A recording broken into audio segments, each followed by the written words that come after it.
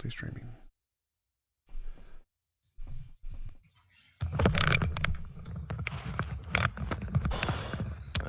Okay. Are we still there? Yes, I can still hear you. No guarantee this is going to be better, but it's the opposite direction. Let's see. Wow. Well, I always set up in my basement, so come to me. Let's see.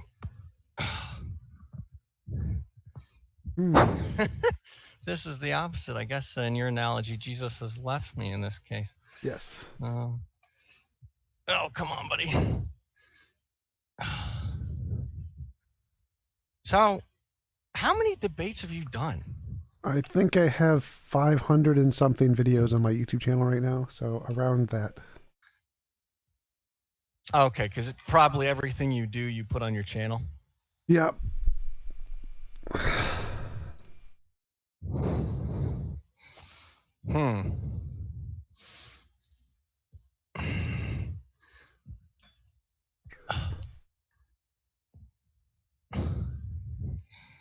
That's okay. That works. That's fine. Good enough. Fantastic. All right. Looks like we are live. Benjamin, thanks for coming on. Appreciate you taking the time to have a conversation with me. Would you mind telling us a little bit about yourself before we get started? Sure. I don't have a very good lighting setup, so I'm currently sitting halfway in the dark. So bear with me. I am, I guess for the purposes of this conversation, I'm a creationist. I lean certainly towards young earth creationism. I am a non-denominational Christian, so I don't claim to Methodist or Baptist doctrine particularly. And anything that I discuss, I typically come at it from not a pure presuppositionalist view, because I do think we need to be a little bit open to discussion. But I certainly lean that way, because from my perspective, if we're going to take God out of the discussion, then it makes certain things a lot less reasonable. So by keeping him in the discussion, it makes sense, because if he is reality, if he holds reality in his hand that we know of, then it would make sense that he's interacting with it and he's part of it. So taking him out of it would make it a lot less coherent. And then I guess from a professional background, I do building automation, a little bit of programming, a little bit of graphics, work with industrial equipment, work in hospitals, labs, different areas like that. And then from a ministry standpoint, I help in youth ministry at our church, and I am on a board for a summer camp. So I kind of help with programming for that summer camp. And I think that probably sums me up pretty good for this discussion. What do you think? Cool. I'm an atheist, which means I believe that naturalism best explains everything about the universe. I don't think there's any evidence of a God. Could you tell me some of the reasons that you think creationism is supported? And I'll tell you my reasons, what I think about those, and I'd like to hear your thoughts on my position. Oh, by the way, we have like 6 comments that someone with hair this good could not be wrong. Well, I'll surprise you. Watch me be wrong. So regarding, I cannot hand you a piece of empirical evidence that's going to say, well, here's creationism, boom. Such as, take the young earth argument, for example.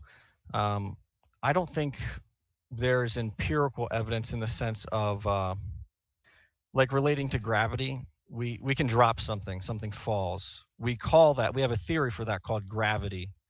That's how we explain what we're seeing. That's empirical, it's happening. But as far as explaining the age of the earth, we run into some difficulties in that discussion with what we can actually tangibly hold and do. So I think regarding evidence for God, I would say that existence is evidence. Everything is evidence. Kind of a picture that I paint is, if creation and existence is the event horizon for God. So everything points to him. If you take little bits and pieces, you might say, oh, well, that's just a little spurt of light, or that doesn't really look like much. But when you start connecting all of the dots, all of it points in one central direction. Just like around a black hole, you'd have a event horizon that you can't actually see that black hole with your eyes, but you can see everything going on around it that's pointing to it, quote unquote. So no analogy is perfect, but I think that would be a way that I'd kind of sum that up quickly. Okay, what things point to a God as opposed to natural explanations? Morality. Okay, why would morality point to a God? Well, as you know, there has to be, well, for my position, there has to be something outside of us that's showing us what right and wrong is. Otherwise, it's just all subjective and open to interpretation. I agree there has to be an objective source, but why would that have to be a God? It could just be some part of nature we haven't discovered yet. Coming at it from my view, though, creation or nature. Did you say nature? I assume you said nature. Nature would probably be interchangeable with my word for creation. Everything that God's created, which encompasses the cosmos, Earth, us, individuals, personalities, minds, outside of himself, obviously, that creation can't create itself, and something can't dictate itself from outside of itself. God is outside of space, time, matter. So he's not bound by us. Sorry to interrupt, but it seems like you're going into a separate argument here. So that seems to be more like the cosmological argument. But I was just from the morality standpoint, why would you need a God for morality? It seems like morality could be a law of nature or something in nature. Why would you need a God? Well, for it to be objective. There has to be an objective standard for morality, unless you want to argue subjective morality, but I believe you do too. Yeah, you agree it's objective. But I mean, like, laws of nature are objective, laws of physics are objective, math is objective. You can have things that are objective without a God just fine. Well, I don't think there's any way to explain objective morality outside of that. Law of physics? I don't think that works. Well, I mean, so the first problem is the fact that you don't think there is another way to explain it is an argument from ignorance or an argument from incredulity. It's not actually evidence for your case. It's just meaning you can't understand how it could be otherwise, but that's not actually evidence your position is true. It just means you can't understand it. Mm-hmm.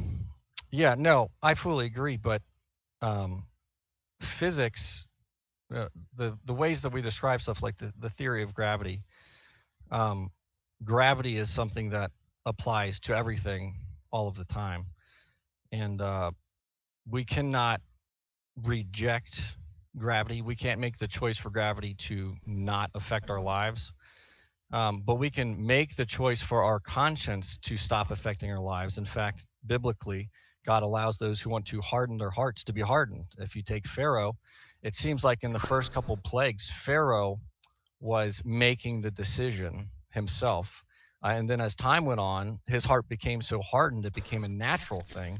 And then there came a point where God's judgment was on him, and God was actually just either hardening it himself or saying, Pharaoh's so far gone, I'm going to pull my natural grace out of this situation. He's not going to be able to unharden his heart. Okay, so it's like, it seems like your argument is like saying, if electromagnetism is a force in nature, then everything must be affected by an electromagnetic field, which clearly that's false. Some things have an electromagnetic field, some things don't. So laws of physics don't need to affect everything. They just need to affect certain things in nature. So like there could be another force that's weaker than gravity, that it's there, it's not strong enough to force us to do anything. And there could be a force that's strong enough that can give us an impulse, but not strong enough to force us to abide by that impulse. So I'm not seeing why that would be a problem at all. That's just many of the forces don't literally affect everything. Yeah, but then you'd have to have we have a physical explanation for what makes things stick to the earth. We call that gravity.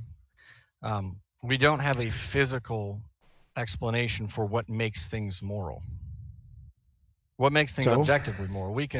if we even wanted to argue there's a naturalistic explanation for the mind, we're just moist robots and whatnot, we could, but that wouldn't make things objective. That would just make things subject to whatever that robot's programmed to do. Not quite following. So, like, we can make up an explanation of why physical things make things moral, just like people can make up an explanation for why God makes things moral. There's obviously no scientific evidence that indicates either one of them. So it seems like we're on equal grounds there. The theists have made up an explanation of why they think God makes things moral. I can make up an explanation of why I think a law of physics makes things moral. But neither of those are more supported. They're just stuff we're making up. So it doesn't seem like we have any difference between the hypotheses there. And so it doesn't seem like yours is any more supported. It seems like your idea that only God could account for morality is just that, just your idea. And your incredulity about how it could be a law of physics isn't an argument against the law of physics. And so I can say, I believe a law of physics would make things moral and come up with a hypothetical explanation just like yours for God. And it seems like we're on evil footing. So I don't see why that would be any, it doesn't seem like you've provided any evidence of why the God hypothesis would be more likely or more plausible on to explain morality. It just seems like that's the way you imagine it to be. Well, from the Christian worldview, God is the standard of perfection. He's the standard of morality. He's the standard of righteousness, justice. So we do have an explanation, but to the same way that I say I don't understand this, similarly, you're saying, well, I reject the idea of God, and so we don't need God, and you're rejecting the idea of God. Not exactly. So, like, just like you said that in the Christian worldview, God is the standard of morality, I could say in the Platonic worldview, the Platonic object is the standard of morality. So those now have equal grounding for objective morality. You say you don't understand the Platonic object of the law of nature. I say I don't understand how God works. So I don't think God works as a basis of morality at all. It seems incoherent to me.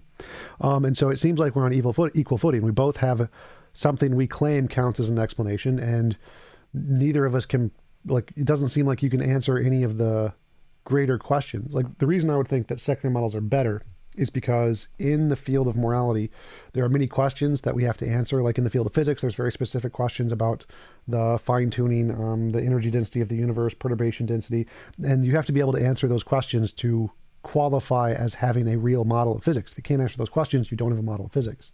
In morality, there's the same thing. We need to answer moral intuition, moral progress, the moral dilemmas, the moral paradoxes. And if you can't answer those things, well, then you don't have a model of morality. My model can at least answer those things. It doesn't seem like your model does. It just seems like you're asserting that you have something you've imagined to be a basis of morality. And I can just do the same thing. I can just, okay, I've asserted to have something, I have a basis of morality. So I'm not seeing any reason to think that yours is better here. So I wouldn't pose it as my model, because my aim is to say that I'm coming at it from, again, a biblical worldview. So really, it's God's model. Well, but just to clarify, when I say yours, I just mean theists versus atheists, so not you in particular. Sure. Well, the problem with that is that theists can have open disagreements about pretty basic theological concepts, and so one of us has to be wrong. I mean, you can take any example you want. Is it okay to smoke marijuana? I mean, you can make a biblical case for or against it. There could be a certain time for it. There could be a certain time not for it. There's only one right answer. That's what makes it objective. The fact that we can disagree means that everyone has the ability to be wrong. One of us has the ability to be right, but we cannot all be right. Sure. But I mean, I would also. My question was, sorry. Just to clarify. So my question was, how is a theistic model of morality, where it's grounded in a God, more plausible or more evidently supported than an atheistic model of morality, where it's grounded in the law of physics? Because there are specific sets of problems and things you need to be able to answer in the field of morality to count as a model of morality. The secular models can do that. The theist models don't.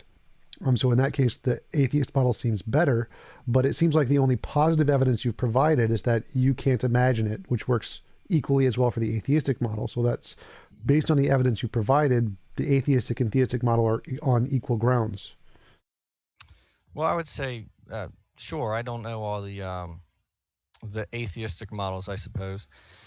But from the theistic model, specifically the Christian model, God's the basis for the objective morality. And I don't mean that, oh, well, we think that God is this or we think that God is that, but God actually is the objective thing. He's the standard. Whereas I don't think that morality actually can be summed up in physics. And I say I don't think that because it doesn't seem logically plausible to me. So if you want to explain your end of it, you can, but God is the objective standard. He is what says right is right, wrong is wrong. He's what it's based against. Because he's outside of his creation, he has the full authority to be that standard. He, by necessity, would be that standard. So it seems like you're saying you can't understand how it doesn't work, and in your worldview, this is how it works, and you understand that, and you seem to be claiming that that's evidence that your worldview is more reasonable. Now, obviously, anybody in their own worldview is going to say, my worldview makes sense to me, and your worldview doesn't make sense to me. And so it seems like the only evidence you provided is that you subjectively think this one makes sense, and you subjectively don't think the other one makes sense, which isn't actually evidence. So like I can say, the God model makes absolutely no sense to me, none whatsoever. Sure. So it doesn't seem like that could work. My model makes perfect sense to me. So I've just provided the exact same evidence for my model as you did for yours. So ours is on equal footing. So you need some kind of objective metric or some criteria or something that the God model can do better than the atheistic model. Oh, probably. Matthew, thank you for the super chat. Really appreciate it. I'm giving that. The objective standard for my model is God. That is the thing that you compare everything else against. What he says is right is right. What he says is wrong is wrong. And that's the standard we're going against. Now, if we have to be careful because we can say things like, well, we're built in his image and God has written his law on the heart of humanity. I think you can find that in Romans pretty clearly. It's written on our hearts, as well as you can trace certain common threads of morality through society through all of time. So if we have a creator, that works, and that's fine. You could posit another explanation if you want, but that doesn't mean that it's a better explanation. But to the same degree, we have to understand that we are going to have exceptions to the rule of, because we're built in God's image, we'll all have this common morality, because creation has been blundered by sin. Sin has a negative effect on everything, from natural consequences that hurt people to internal personal consequences that hurt people, including themselves, to any other, to war, to political consequence. Sin invading. So what's up? I'm lost. My question is why is the God explanation better than the natural law explanation? That's like, how do we determine one is better than the other? Obviously you saying in your worldview you think this isn't a way to establish which one's better, because in my worldview mine is established this way. So that doesn't give us a way to establish which one's better. So my question is, how do you establish which model of morality is a better model or a worse model? Well, which one better supports a genuinely objective standard of morality? What do you mean by genuinely objective? Because from my perspective, objective means true, independent of opinion. So laws of physics are truly objective. So if it's a law of physics, it's objective.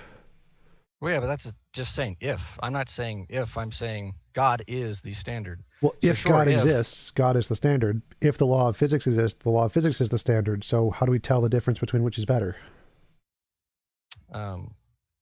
Well, right now we're just approaching it from the think tank approach. There are other ways you could test it is, what does God say?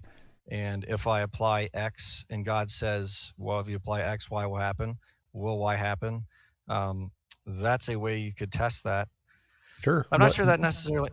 What would be X and Y?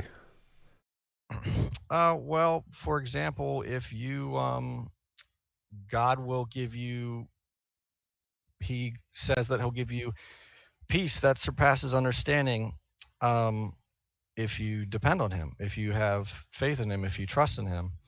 And I think if you do that genuinely, he will. Now, there could be a season, such as when Job went through it, that and I believe that that's in Proverbs. So Proverbs cannot be used as universal 100% applications. They're proverbs. They're general rules. Well, So how do we measure that? How do we measure that if you have peace greater than understanding? Is it like serotonin levels in the brain? Can we measure it with an fMRI?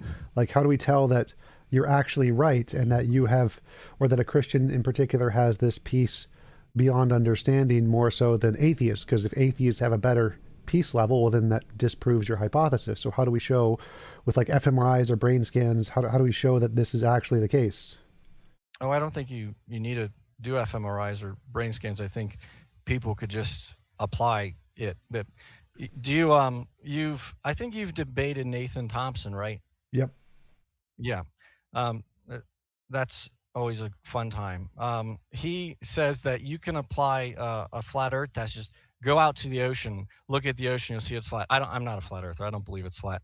Anyway, that's a bit of an oversimplification for that, but it's not for the case of if God says X will happen, then you can just test God wherever you are right now, because and I don't mean that as in you should put God to the test and say, God, you have to cater to my will. But if you are seeking God and you are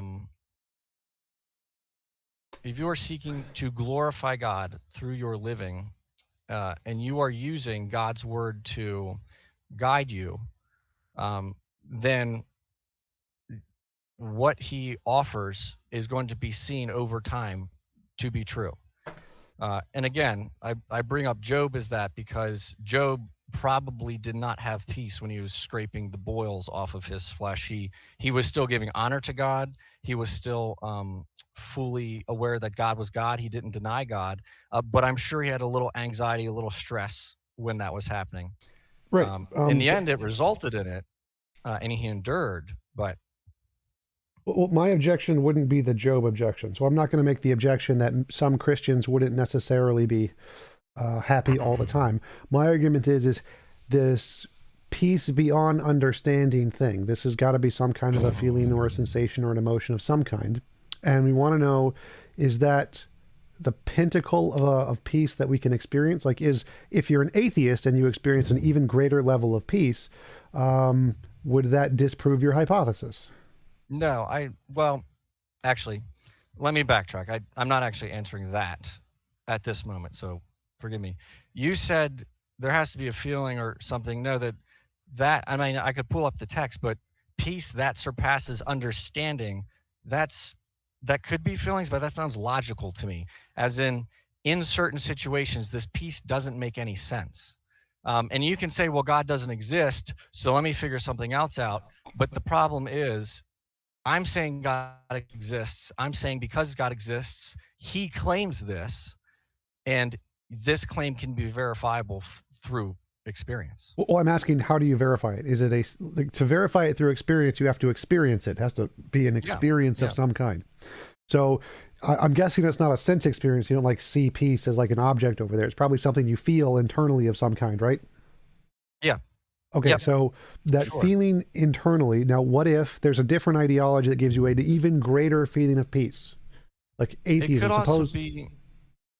it could also be an unlocking of your mind in the sense that, so I'm an overthinker, and so my lack of peace could be from my mind getting hung up. So the peace could be emotional, or it could just be the genuine relief of, I pray about something, surrender it to God, and it's actually gone. Something that I have no other explanation because I am the overthinker. It is common for me. It's how I operate. That has now been overcome for some reason in this situation, which is unusual. And so you could chalk that up to coincidence, but the fact is it goes against what's normal. So again, I'm asking, how can I confirm this? So if we turn to God and believe in God, we're going to have some sensation, some experience, which is different from doing something alternative to turning to God, right? So you're saying that if we turn to God, this experience will occur, and it will not occur if we don't turn to God, right? No, not necessarily. So if we can get this sensation in other ways that have nothing to do with God, then how is that evidence of God? Well, you can't. So, gosh, this is you can't, because even if you don't give God credit for, the Christian worldview claims common grace. Peace is grace from God. And so anyone, the most devout atheist could experience God's common grace. Living a wealthy, happy, fruitful life, that's common grace. And you could deny God the entire time that you're doing that. So I'm not saying that those who don't believe in God won't have that. I'm saying God accounts for why it happens regardless of what you believe. Um, and also, you'll be able to, well, actually, I'll leave it there and see what you have to say about that. Well, that seems like begging the question. So I'm asking, how can we test, like you mentioned, how can we demonstrate God is real and a better grounds or of morality or whatever? And you said, because if you follow God, you will have the sensation. But then you said, oh, but you can also have the sensation if you don't follow God.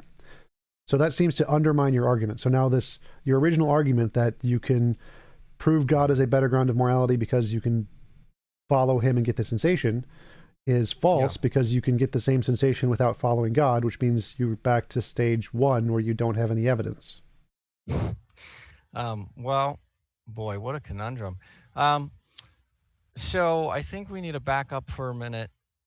Common grace means that it can happen to you regardless of what you believe.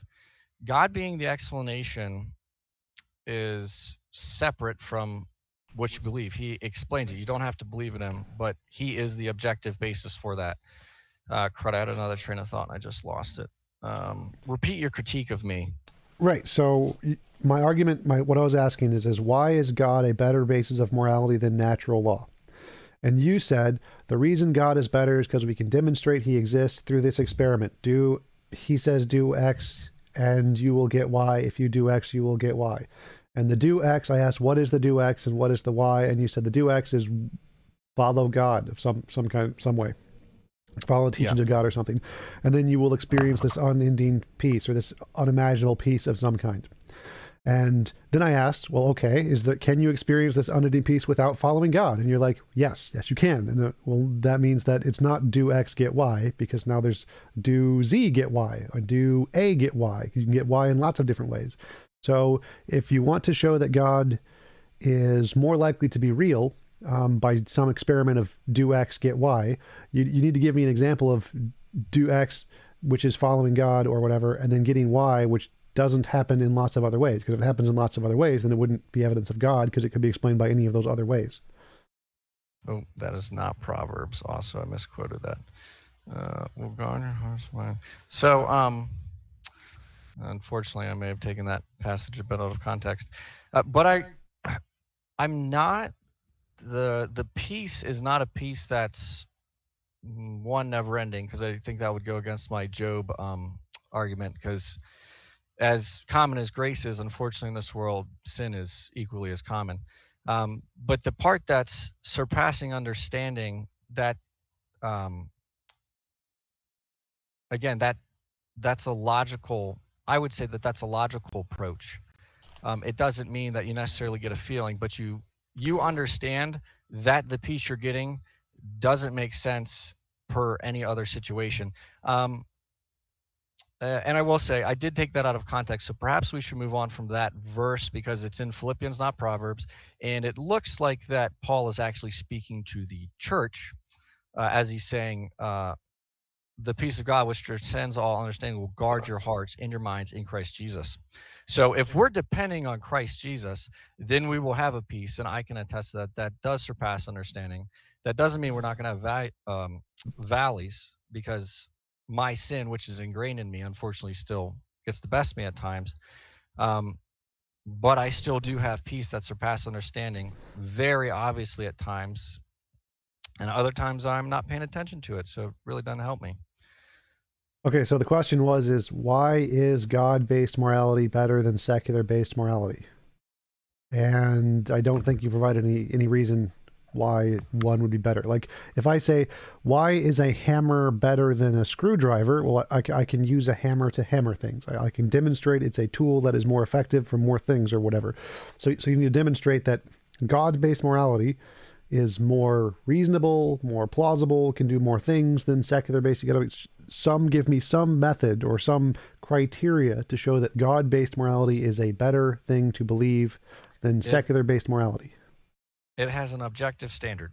It doesn't matter what you think, it's objective. So does the secular morality, so that doesn't work. What else? What is it? Let's talk about law of physics. What is the law of physics? It's a field, like laws of physics describe fields that exist. There's a moral field, like there's a gravitational field. Right, but we can explain gravity. Explain how a moral law of physics works. Exactly the same way gravity does, except with moral principles. It just goes throughout the universe. Like what is the difficulty here?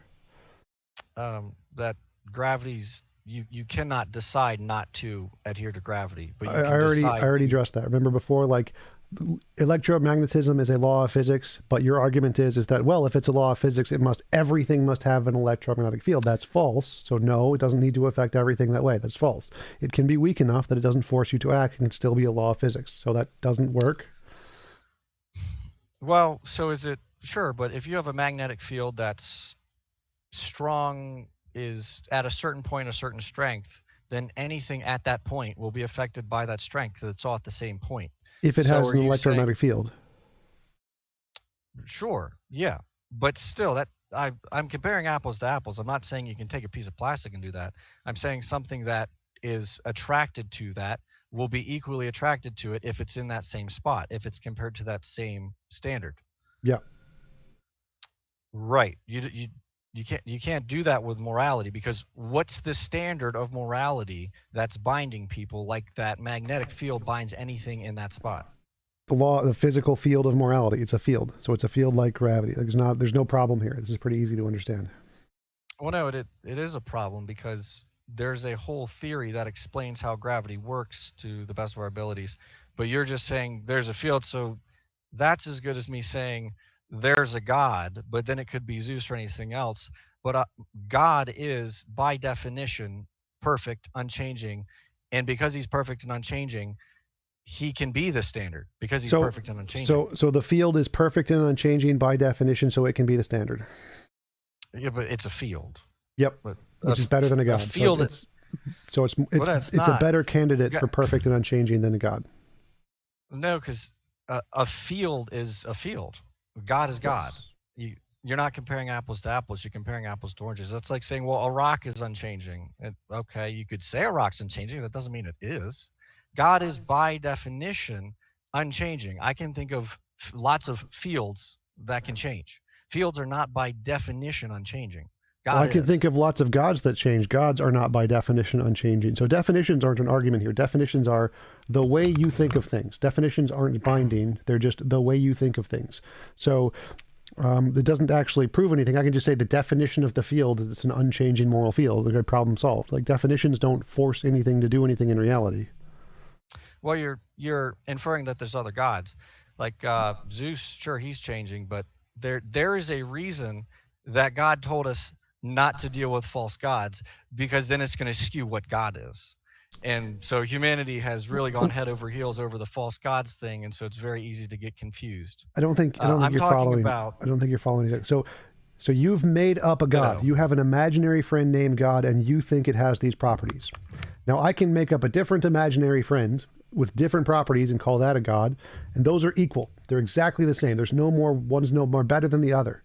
So my definition of a God of Zeus is equal to your definition of a God as Yahweh.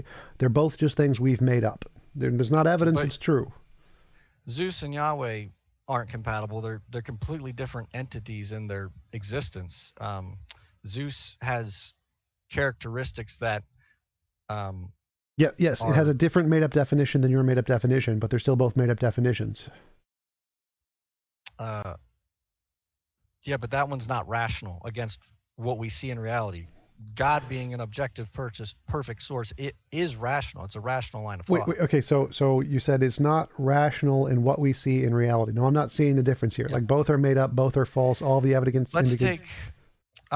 Who is the god that rode in the chariot that pulled the sun across the sky? Helios. Right. There's some problems with that analogy. It's a god that's a chariot that's pulling the sun across the sky. Yeah. None of that happens in reality. A perfect omniscient God who's outside of our universe We don't. That doesn't happen in reality either. How do you know? The same reason we know there's no Helios pulling the sun. There's no evidence of it.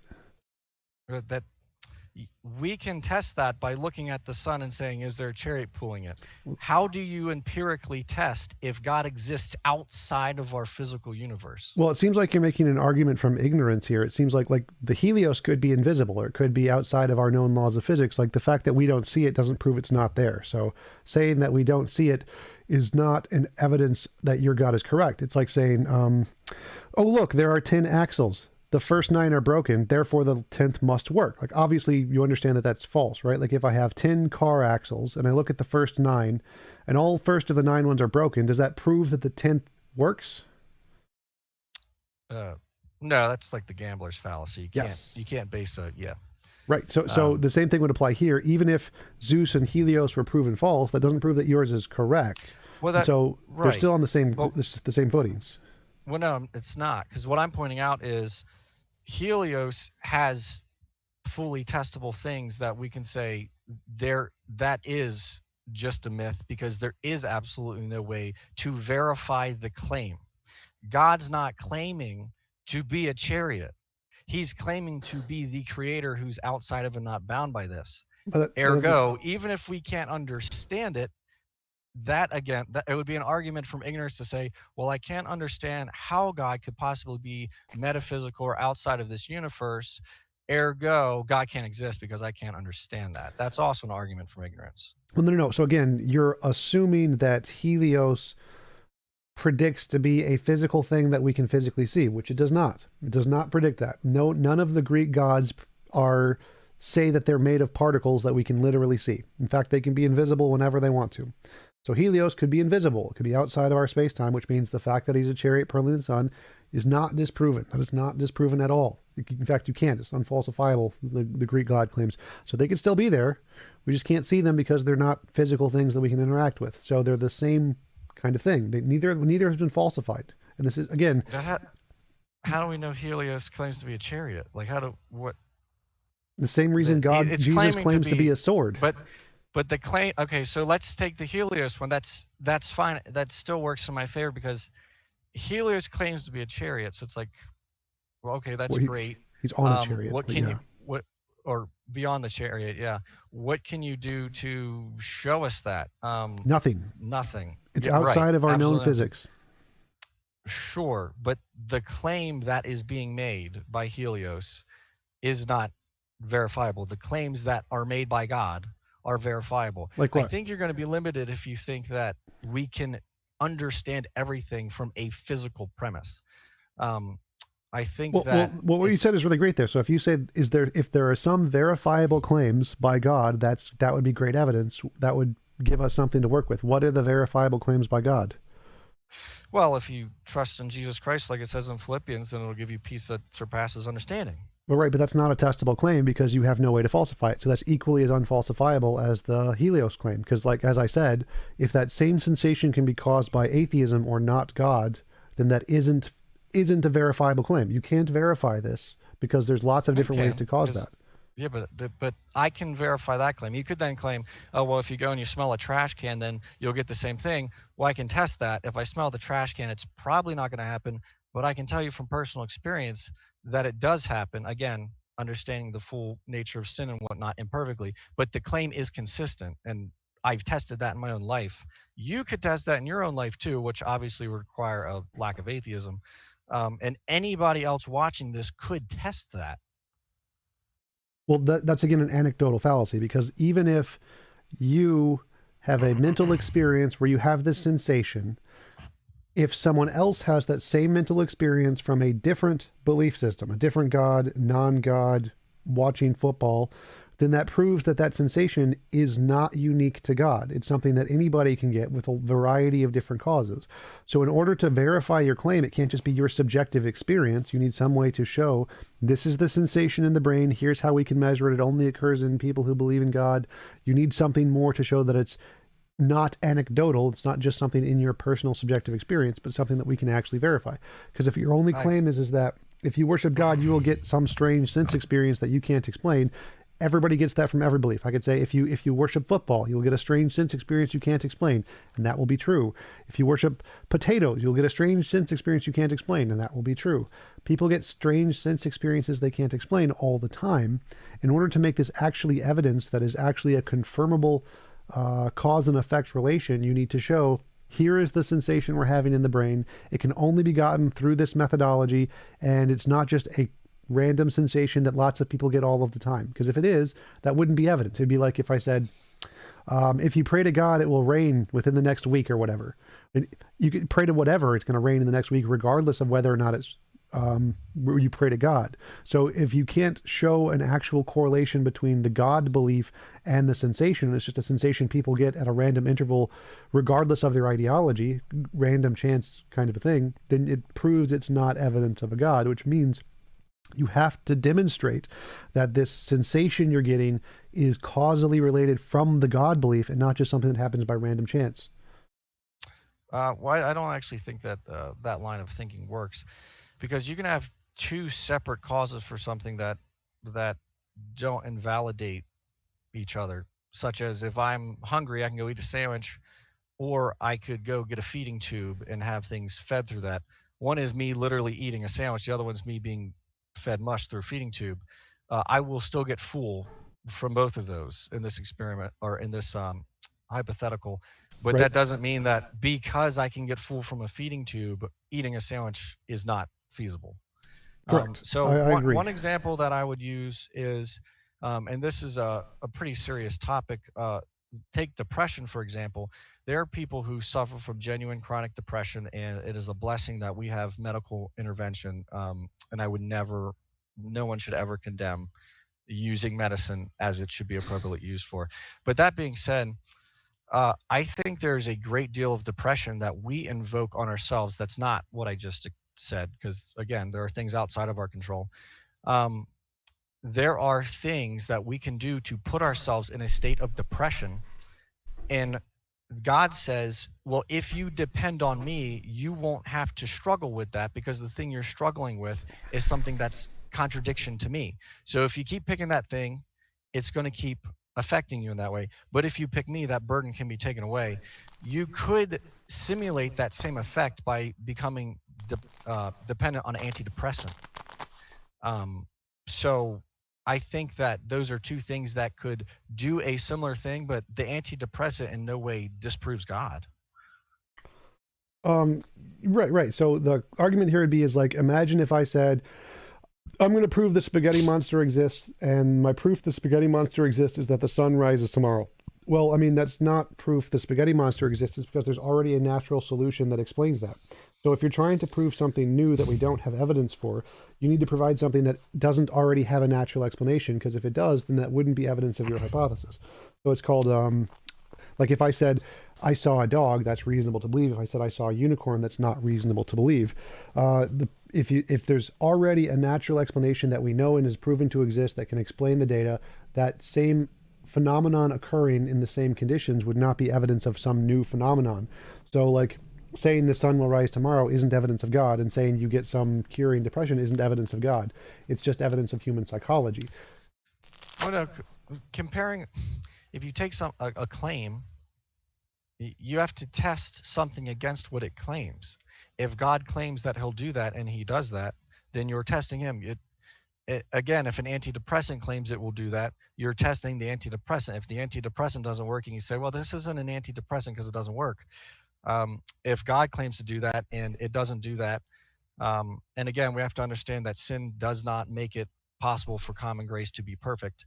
But if it does not do that consistently, if God falls on his claims that he makes, when they are genuinely being implemented, if that's even the right way to say that, then that would be, well, then this is just a bunch of claims that don't actually happen, that don't actually do anything.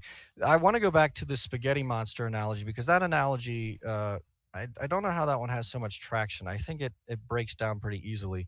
And that might actually be a better one than the I'm terrible with names, so the guy riding the chariot around the Helios. sun. Yes. So I wanted to, so like if you said evidence of God is the sun will rise tomorrow, I can say no, that's evidence of physics. There's something else that explains that. So if you say evidence of God is that I got this super powerful emotional response, I can say, nope, that's just evidence of cortisol working in your brain. So the fact that you claim that this is evidence of God, if it's a super common experience you can get in lots of ways, wouldn't be evidence of God. It's just evidence of the natural phenomenon we already know about. So mundane things that we already know about can't be evidence of God. God will cause the wind to blow tomorrow. Like, no one's going to accept that as evidence because it's already going to blow tomorrow. So if you're predicting things that we already know about, it's not evidence. You have to predict something we don't know about or can't understand or will be higher probability to happen under God or something. Like if more Christians were able to cure their major depression by worshiping God, that would be great evidence. It just doesn't happen. It's false. Most Christians can't. Most people who have major depression leave Christianity like I did. So what cured my depression was sex, not God. And so you can get that curing of major depression in a multitude of ways that has nothing to do with the God. And so God having a religious belief that can cause you to cure your depression wouldn't be evidence that religious belief is true. It's evidence that it causes the same mental phenomenon that all of the other things cause to cause a curing of your depression. So that wouldn't be evidence. But if you want to talk about the spaghetti monster, I actually would say, I don't think that you have statistics to back up that Christians, and I would offer legitimate biblical Christians, not Christians who say I'm a Christian but then go against God's word, because that's by definition not a Christian. But legitimate Christians take sex lives, for example. I'll have to look it up, but I think there was a study done that showed that Christians were genuinely more content in their sex lives with their spouses than secular people were. And that's just one example. So I would argue that, again, holding Christians to the claim of Christianity, Christians are probably less depressed than secular people are in general. I would absolutely make that claim. Now, what resource you're going to use, if you use a secular resource, well, then we can claim, okay, well, a secular review said, of course they're going to go against Christianity. And if you take a Christian resource, then you would hope that they're being honest, just like you would with a secular resource, but certainly there can be biases paired in with that. So I don't actually know how statistically we can prove that. Oh, we can. Each individual person, like I said, can. Well, statistically, we can prove that. There's tons of studies on the effects of religiosity and non-religiosity and the effects on society. And there's a Pew Religious Forum survey thingy that compares the different outcomes of more secular to less secular states in America. And the more religious states do worse on pretty much everything: child pregnancy, disease, crime, poverty, just every statistic imaginable they do worse on. So we do have stats on that. So that would, if you're going to go with the stats, we can just look at the Pew surveys data and atheism wins. Well, yeah, but I like Pew. I think Pew does a pretty good job at being unbiased. I appreciate them. They're not perfect, but what does religious mean? Because Christianity, it certainly is not just religious, because there's a lot of religious people claiming Christianity who are religious, but I would not say that they're Christian simply based on the biblical passages God has given us to kind of know who you're talking to, kind of thing. Right. That seems like a no true Scotsman, but you can go based off of any statistic you want. Like if you want to pick the criterion of adheres to this set of passages in the Bible, you're going to get the same result. So it's church attendance, the people who have conviction in God, the more people who pray more often, like the 5 times a day. They were comparing it to all religions. So it was they did each religion separately. So Islam was one of them. Whatever statistic you want to go with, you're going to get the same result. Well, that seems to be a common trend of sin being able to corrupt God's common grace while we're in this world. So that's pretty consistent. But I would say that you can't take a religious action and say, okay, that's someone who believes in God, because Jesus openly condemned the Pharisees for fasting and showing how much they fasted, and for praying and showing how much they prayed, and for donating and showing how much they donated. I mean, they probably gave and prayed and fasted more than most of the people around them, but at the end of the day, the Pharisee who was talking about how good he was in the temple was that much less pure than whoever was the beggar or the tax collector or whatnot next to him. So humans are really good because of sin at corrupting God's perfect design and intention. And so as long as we're trying to use humans as the standard, it's going to be very hard to do that. But we personally can test these in our lives and our relationships with God. Well, you can't, because that's an anecdotal fallacy. You have to show that there is a difference between the success rate of this, whatever you're testing, and random chance. And you can't do that personally because it's an anecdotal fallacy. But you can pick whatever stats you want. All of the studies that have all picked, these are done mostly by Christian organizations like the Templeton Foundation. You can pick whatever stats you want to try and identify the true Christians who have better lives, and you're going to get the same results. Secular people are better at pretty much everything always. If you compare like in states in the U.S. or countries in the world, you always get the same result. Secular people are better off in pretty much every statistic. Yeah, but what does better mean? Less of the bad stuff. So like in the case of rape, Sure. It's less rape. In the case of crime, it's less crime. In the case of divorce, it's less divorce. In the case of child pregnancy, it's less child pregnancy. In the case of famine, it's less famine. In the case of housing, it's less homelessness. Like whatever stat, pick whatever stats you want. Like many Christian organizations have tried this, and they've tried to find the stat that represents the true Christian, but every single study they do finds that secular nations do better. So there's been no successful studies by Christians that have been able to identify that the true Christians are better than the secular organizations. But if you want to do a different one and find the correct stats, that's totally fine. You can do that. Just all of the stats, all of the data in all of the world seems to indicate that's not the case. Well, that's just silly, because sin corrupts everything. So even if you were right, there would be some stats that go against what you're saying, because that's just the nature of the world. Even things that should be perfect aren't. But assuming that you're right, which I don't think you are, but what are some studies that you can cite that can actually point me to that direction? Because I'd love to see what you got and to see where they're actually originating from. All right, let's go to, I just did a debate on this with Islam. Desktop 2, live debates, Kenny Boomer. If you are curious as to which states are the most and least religious, simply check out the Pew Forum's Religious Landscape Survey. So it's Pew Forum's Religious Landscape Survey. It's all there, and you can go ahead and check out the various states varying in terms of social well-being. The correlation is clear and strong. The more secular tends to fare better than the more religious on a vast host of measures, including homicide, violent crime rates, poverty rates, obesity, diabetes rates, child abuse rates, educational attainment levels, income levels, unemployment rates, rates of sexually transmitted diseases and teen pregnancy, etc. You name it, it's on nearly every sociological measure of well-being. You are most likely to find the more secular states with the lowest levels of faith in God and the lowest rates of church attendance faring best, and the most religious states with the highest levels of faith in God and rates of church attendance faring the worst. So, Pew Forum's Religious Landscape Survey. Got it. What else you got? Well, that one just gave like a bunch of stuff. So, I mean, I could find more, but I don't really need to. Well, if you're going to claim that everything points that way, then it should be pretty easy to just give a few more. Well, I mean, I just gave one that listed about 20 different metrics of value in life. I mean, I could find other ones. It's not hard. So did this one study look at all those values, yes, or was it 20 independent studies? Both. It's a meta study.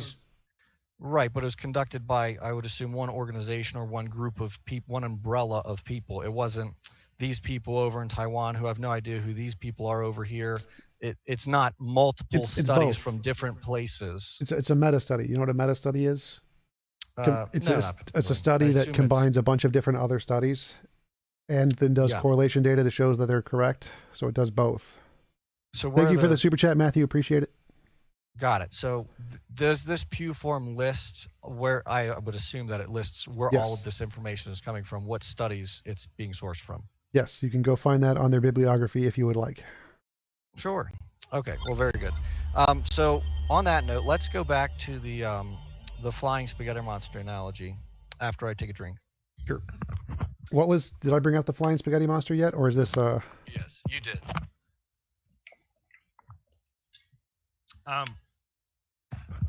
So one big thing that I think we're missing here, and this is why it's hard to, So let's go back to flat Earth for a minute. Well, could you tell me what the context of the flying spaghetti monster analogy was? Because I don't remember when I used it. Yeah, it was, I think it was just saying, well, I could say that this flying spaghetti monster is an explanation for X and Y and Z versus your God. Gotcha. I believe that sums it up. So the problem that I have, and I actually used this against against Nathan when I was debating him, but the issue that flat earthers have is because they refuse to accept what gravity is, they cannot properly comprehend what it is. It's not until you say, let me genuinely take this in and have an understanding for it, that you can start to do that. As long as you're going to just bold-faced reject it like they do. So I don't know where you would fall on that level, but if you're not willing to accept God for who he claims he is, then a lot of what he claims isn't going to make sense. And I come at this presuppositionally because I don't believe that there is, and maybe I'm missing something, but I don't believe there is a successful, purely empirical argument that can prove God, but there absolutely is individually by holding God to his claims. And we have to compare a claimer against his claims to figure out if he's consistent. God is consistent with what he's claiming, and it makes sense in reality. Whereas the flying spaghetti monster doesn't make sense because it claims to be a flying spaghetti monster, and none of those make sense in reality. Well, flying a spaghetti and monsters maybe do, but not together. That doesn't make any sense. I'm not following what you're saying. So do you understand what logical possibility is in philosophy? It's possible logically. Yes. No, please elaborate. It means there's no logical contradiction. So things like a round square, a Yep. married bachelor, those are things that are logically impossible. It's logically possible if it doesn't have a logical contradiction in it. So a flying spaghetti monster is logically possible. It's possible to have all those things, and they could be not like literal spaghetti, or it could be like magic spaghetti or non-physical spaghetti. That's perfectly fine. So you can have spiritual spaghetti, and it's flying spiritual spaghetti monster or whatever. So there's nothing contradictory with a flying spaghetti monster any more than there is. Well, actually, I think there are many contradictory properties of God. So to me, it seems like having a magical flying spaghetti monster is equally, if not slightly more plausible than a god here. I don't see why there would be a difference. So do you believe in magic? No, but it's equally as plausible so as a god. Yeah. No, it's not, because God doesn't claim magic. He claims to be God. He's omnipotent. That's not magic. That's omnipotence. I don't see the difference between a spiritual supernatural realm and a magical realm. Like those both seem to be equally as plausible here. Why?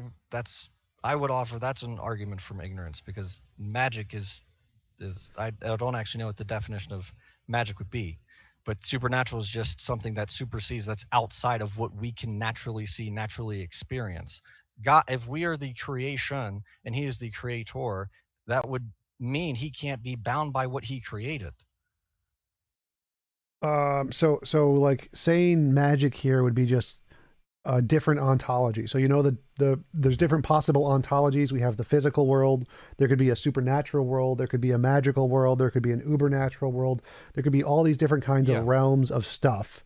Magic would just be a different realm of stuff, just like the supernatural would be a different realm of stuff. Yeah, so I would disagree with the magical realm, and I would say the supernatural realm exists. Why? Because they're different. Sure, they're different, but why would we say one is more likely than the other? Because it seems like we're both just making up new ontologies. Why would you? Well, with God being, again, the event horizon, existence points to God. Like I said, existence is God's event horizon. Everything points to him, and I'm trying to, morality points to him because he's the objective standard, which we're trying to get to here. So if God exists, then a supernatural realm is necessary. I would posit that God's existence is necessary for the natural realm. And so the fact that it's just reality, and that's how I'm making that argument. Oh, sure. So before I go, but God doesn't claim anything magical. He claims, I did this. I am, in my essence, in my being, supernatural, because the natural is what I have created. So holding God to his claims, he doesn't claim magic, he just claims omniscience. I'm holding him to what he claims. Right. But a flying spaghetti monster, which I guess you'd have to believe in magic unless he's claiming to be supernatural, but flying spaghetti and monster are all natural things. So that doesn't really make any sense. Well, I mean, not really, because I mean, consciousness is a natural thing. Thoughts are a natural thing. You could just label God's properties as natural things too. And you'd say, well, that's just an analogy. They're not really God isn't conscious in the same way we're conscious, because it's just an analogy, right? Well, so that's interesting. Does God think? In the same Well, way if we he's do. real, just You'd say it's what? slightly different. It's not the same as we do, right? There's a difference between the way God does it and the way we do it, right? Well, actually, no, I'm actually not sure he does. Because what's required for thinking? Does God have a mind? Is he conscious? Um, I think that's the best way we can explain him, but I'm trying to get somewhere with this. Well, That's the best way we can explain. Can God change his mind? I It would be don't mind if you can change his mind or not. I'm just trying. There's a few points I wanted to bring up, and so one of them is God is conscious, but not in the same way we are conscious. Right? There's a slight difference between those two, between the way we're conscious and the way God's conscious. They're not the exact same. well, I would assume so, but I'm not able to study God's Right, consciousness. right. But That's fine. That's fine. what we can study wait, is wait. So hold up. So yes, I agree that there is some difference. There must be some difference between God's consciousness and we're conscious. But we use the same word consciousness for both because it's the closest we can get with our language. The same thing could apply to the flying spaghetti monster. It may be analogous to our spaghetti, but not literally our spaghetti. So your argument that the word spaghetti and the word flying and the word monster must necessarily apply to the way we understand them exactly would be like if I said, if you're saying God's conscious, he must be exactly like the way we're conscious, because that's what the word means. That's not how it works. They don't literally need to be actual spaghetti. It can be proverbial spaghetti. But I wanted to apply. Thanks you for the super chat, Matthew and Grant. Gary Grant asked, can you ask Ben, when did God make all these claims? Sit down. I will not sit down. Well, they're sorry, not you, my dog. Okay, that's fine. Come on. In Scripture, he makes all the claims that we know of in Scripture. Okay. I think he's asking if you're like a young Earth creationist, so like 6,000 years ago or whatever. Oh well. Yeah, I'm a young Earth creationist. Again, I don't argue necessarily from an empirical standpoint. That I don't want to get into that conversation because I'm actually prepping for debate tomorrow on that topic. That was just a super chat, so you don't have I'm to tired of thinking about young Earth creationism. But back to the spaghetti monster. So just like yes, God's consciousness isn't like ours, spaghetti doesn't need to be literal spaghetti. I think there's a we can agree that God is the flying spaghetti monster if we can change definitions such as if instead of flying you mean omniscient, and if instead of spaghetti, instead of literal spaghetti means omnipotent, and instead of literal monster, it means omnipresent. If we change all the meanings to mean God, well then we've got God. We just call him the flying spaghetti monster. But if we call it flying spaghetti monster, but it actually has all the attributes of God and no attributes of spaghetti, then we're still talking about God, just like you can call gravity Bahajapash, and I can call it that all I want, but it's still gravity. So if we start saying the flying spaghetti monster has all these attributes that are God's claimed attributes, it seems like we're calling him God. We're describing God. We just don't want to call him that. So that's not what I was saying. So I was saying that just like in the Christian worldview, so if you say God is conscious and we are conscious, and that's the same word, but they mean slightly different things, right? They don't mean literally the same thing. If we say in the Pastafarian worldview, they say it's a spaghetti monster, a flying spaghetti monster, but the word flying and spaghetti don't mean the exact same thing as they do here. So they're similar, but not exactly the same. They're not describing God. They're not using omniscience, omnipresence. It's literally just magical spaghetti. It's not non-physical spaghetti. It's still spaghetti, but it's non-physical magical spaghetti, and it's non-physically magically flying, and it's a non-physical magical monster. But it's still what? So all you're doing is taking the physical thing we have and adding magical to it. Yes. So it's just like you're taking consciousness and adding some new properties to it to make it like God. We're just changing it slightly, so it's analogous. Well, no. So you might have to fully reformat a definition. For example, when God wipes out the earth with Noah's flood, it says he regretted making humanity. God does not have the ability in omniscience to regret, but that is the best way he can convey what is going on to humanity, because we have no idea what it's like to be omniscient. Right. And so that's when he says regret, it's actually not regret. Like that meaning would change completely, but it's how he's describing what's going on to us. So it's not regret plus magic. It's actually him expressing himself in a way that doesn't mean literally regretted. So it's not literal spaghetti with magic sprinkled on top, just like it's not literal regret with magic on it. It's a full different definition. Right, exactly. So magical flying spaghetti is just the best analogy the flying spaghetti monster can give us to try and help us understand his magical realm and what he's made of. Right, but that's why I don't believe in the flying spaghetti monster, because it's the flying spaghetti monster. That if the flying spaghetti monster can offer a perfect and an unchanging basis for morality, then it is God. We're just calling it the flying spaghetti monster. But if it can't do that, then it is certainly not God, because that's what God claims to do. Well, again, it seems like you're presupposing there's only one way God could be, and that's false. You can have, there's many different ways an omniscient being could be, an omnipotent being could be. There could be one that only wants, what? You're presupposing that that God isn't real, because if God is objectively one God, if Yahweh is the only one, then no others have the ability to exist. So you are assuming that God doesn't exist, or all gods are equal or fictional. No. Which again, you then you're having the flaw you're trying to push into my argument is actually the one being exposed in yours in that basis. No, because all I'm using is logical possibility here. Is there a logical contradiction with an all-powerful, magical flying, magical spaghetti monster? No, there's no logical contradiction in those things, as far as I can tell. Well, there's, I guess,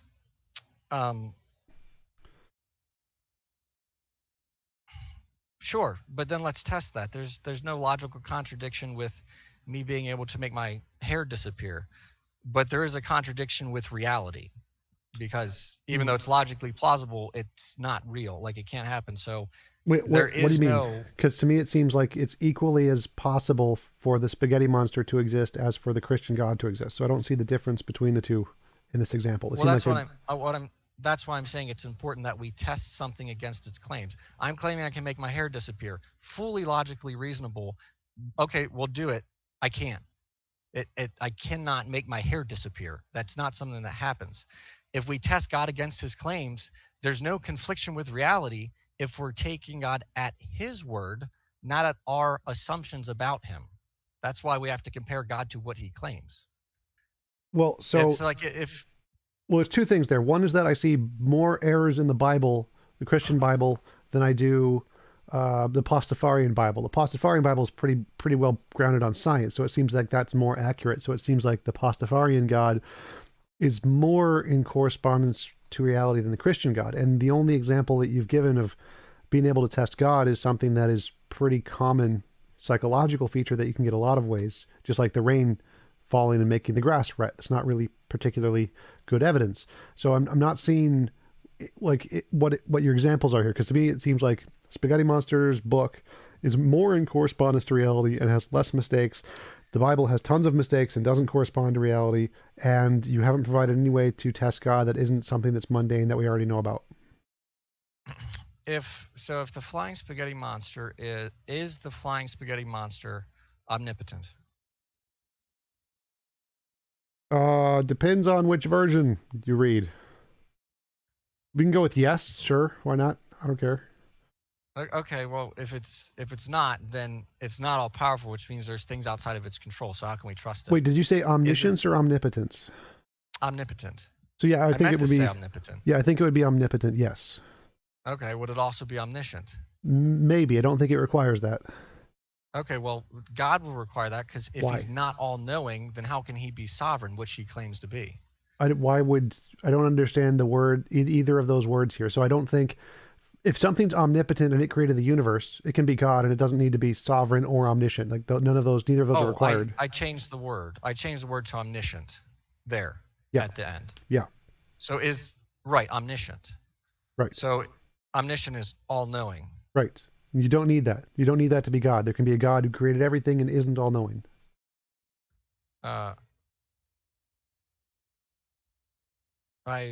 wouldn't agree with that, but Why? I don't know how that would work. Which is a claim from ignorance. So just stand by. Let me think about that for a second. Um, well, because if he's not all-knowing, then it goes back to reliability. We can't trust him if he's not all-knowing because he doesn't know what's going to happen. So any promise he makes to us could just fall flat. Well, why does that make him any less God? If he's the most powerful being who created literally everything else, he's still God. Doesn't matter if he's trustworthy. Well, sure. No, that's fine. If you want to posit an untrustworthy God, that's fine. But going back to objective morality, if we are getting our standard of objectivity from God, we should probably be able to trust him. He should be trustworthy. And so again, I would say then omniscience is required, because if he doesn't know everything, how can we truly trust him? And if he doesn't know everything, then how can he be unchanging? How does he know he's going to not change when he makes us that promise? I'll address that in one second. We got a super chat. Thank you, Shadow. Well, here goes to the Grubhub money question for the guy with the weird afro. What century were you born in? You have a nice style there. Thanks. Well, 20th, or 21st, but actually 20th, 1900s. So sorry. He's actually 17. It's 17. Gotcha. But if there's some sporadic movements on my camera, it's because my dog is sleeping on me, and she's a 60-pound lap dog. So no problem. Yes. So my question here is that there's a separate point here between morality and omniscience. To me, it seems like there could be a God who's all powerful, who created the universe, and it's just all powerful, omnipotence, no omniscience. It doesn't seem to need omniscience to create the universe. It can create the universe just fine. So whether or not it's trustworthy is a separate argument to whether or not you can have a God who is all powerful without being perfectly good or whatever. Like there's many gods concepts that don't need to be perfectly good. So we could just say there is no objective morality and there's a God who just isn't perfectly good, and that would solve the problem. So I don't see why you would need a God to be perfectly good. Also, you don't need a God to be all-knowing to be perfectly good. Like you could have a God who's perfectly good by nature and he doesn't tell you anything. And so you don't need to like trust what he's saying. It's just his nature that's good. That is actually the biblical God. That's the biblical worldview. He is good in his nature. Like he is good. It's not that he does something because it's good, and it's not that something's good because he does it. It's that he is the standard. He is good. Right. And I'm using that as an example to show that you don't need omniscience, all knowledge, to be perfectly good. You can be perfectly good even if you don't have all knowledge, because the reason God is good isn't his knowledge, it's his nature. Sure. Yeah. So you could have a God who's all powerful and all good, but still doesn't need omniscience. You don't need omniscience to have a perfectly good, all powerful how God. Can you? Yeah, but you can't trust that he's all powerful. How can he know he's all powerful if he's not omniscient? Because for all he knows, all the God knows, he's not all powerful. There could be something more powerful than him. He's not omniscient. Well, I don't understand the question here. So like, how do I know he's all powerful? I don't need to know. That's an epistemology question. I'm just asking, is it ontologically possible? Like, could there exist a God who is all powerful and perfectly good, who doesn't know everything? And the answer is yes. Whether or not we know it doesn't make a difference. Like whether we could know he exists is. Sure, we couldn't know he exists. Yeah, but in that case, we also would have no reason to posit that there's a God, if that's the case. If there's no way for us to know that he exists, then why would we worry about that? This is a different thought experiment than I'm used to, so I apologize if I'm not addressing things clearly. But yeah, what do you think? Well, to me, it seems like you're confusing epistemology and ontology. So like, whether or not we think there's a God doesn't matter. It's irrelevant to the question. Correct. So imagine there were no humans created in the universe yet. We're pre-human era. Yeah. Could there be a God who created the universe, who's all powerful and all good, but not all knowing? Well, yeah, like of course, he's all powerful. He could definitely create the universe. Well, and it wouldn't matter if he was all knowing. You're begging the question there, though, because how do you know he's all powerful?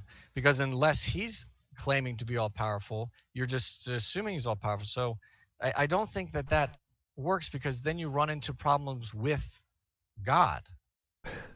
Well, so I'm asking about the problems with God part. Whether or not we know, doesn't provide any problems for God. So if we know God is all powerful versus we don't know God is all powerful, neither of those things are a problem with God's nature. There's no internal contradiction with God either way. Whether or not we exist poses no problem to God. So asking how do we know something is an epistemology question. It's a fallacy in philosophy known as confusing epistemology with ontology. Trying to ask how you would know something is irrelevant to the case of whether or not it's true. So the truth of the statement. I think I got it. Okay, so I am saying that a God, I'm arguing that a God cannot be omnipotent without being omniscient, because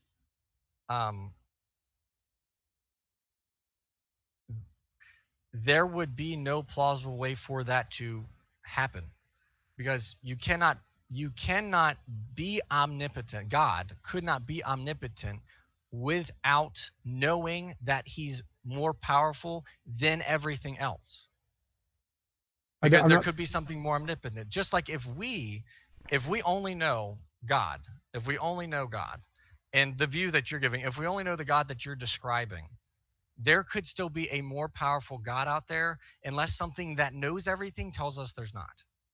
So I would agree that us knowing something is separate, but I don't think that it works saying there's something all powerful without knowing if there's something more powerful, because then saying all powerful becomes subjective.